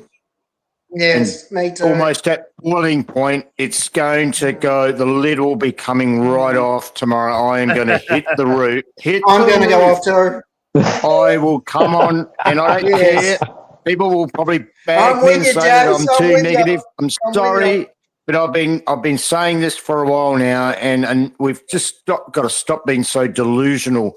And I Yeah. think be honest with the team, honest with some players, honest with the coach, be honest with the way the year's gone so far, and just like accept that things have to change. They have to change for us to. Fly likes to say, we got to get better. We need to get better. We got to get better. Well, there's no time to be fussing around with that sort of like comment after tomorrow night. If we lose to the Dogs, I don't want to hear that sort of shit. Yeah. I want to hear honesty from our coach, and I want to hear it also when the coaches go back to their selection table next week and start making the tough decisions. It has to happen. You cannot continue this absolute lunacy of giving gold pass charity games to people who just do not deserve it. It is not the future. And also, not only that, but you are squeezing out too many of the young guys with their development and their preparation for 2027. Use the time between now and the end of the season, because we're not going to play a major role in September. Use it to develop the kids. Use it to develop the kids and start angling forward with those kids and working out where they are able to play. The other issue is, guys, quickly, can you believe that Noah House hasn't debuted yet? No. He's sitting there. I know he's out injured. He's out injured. He's not playing at all tomorrow. What are we going to do with that fella? Yeah, he's not playing. He's out injured apparently, so he's not playing VFL tomorrow. Can you believe? I mean, all the talk over the last 4 to 5 weeks was get him in defence, have him in as a defender. He could come in. Darcy's not right, or one of the other how he goes down, or anything like that. So we went him from the forward line to defence to play a role in the VFL team to get used to playing as a defender, a key defender in defence. And that, like 4 or 5 weeks later, we're still talking about this guy, and we still do not know whether he is capable enough to play AFL football. And we're getting to round 12. It is absolutely ridiculous. And he's out of contract in a few months' time. What are we going to do with him? They're the sorts of things that we need to sort out. But Fly, with his idiocy, refuses to he's just not looking at the future. He's just looking at it day by day, and he's playing his untouchables. Yeah, I agree. I'll go He's right playing- off tomorrow night. I'm telling you. He's a- Word of warning. No, he's- I will go he's- right off. He's selfish. Me too. He's selfish coaching at the moment. Yeah, exactly. I think he's probably go give him another week or two to coach for today. But I do agree with Howes, 100%. But he's selfish coaching. He's and I put a thing in the other day. I do have a fear that he will, if and when he does leave us, he's going to leave us. He's going to recruit for today. He's going to. So far, we've just recruited best players, not even players we need or want. Like, he's just recruited anyone, and he's going to continue just chasing players that we don't even need, trying to fit them into a game plan that they can't even play, and then he'll just at some stage just pack up his bags and go and leave us in the world of hurt. But we'll see. We will. All right. On that note, I will bid you good night, and we'll be back tomorrow pre-game, we'll do a countdown to the first ruck. So that'll be around 6 p.m. tomorrow, depending on how the other streams. I'd say around 6. But there's lots of stuff going on. Watch along with Mick at Magpie Army Chronicles. Pies Footy will be doing a preview, and then we'll jump on at some stage. So thanks everyone who jumped on, especially Chris, who we've got here, Age, Daz, Peter, everyone in the chat. Thanks for hanging out. It's been fun, and we'll see you all hopefully tomorrow. All right, good night, guys. Good boys, and see you tomorrow night. I'll try and jump on if I get a chance. So talk then. Yeah, see you tomorrow. See you tomorrow, Matt. See you guys. Good night, all. See you guys. Cheers. Bye-bye. Cheers.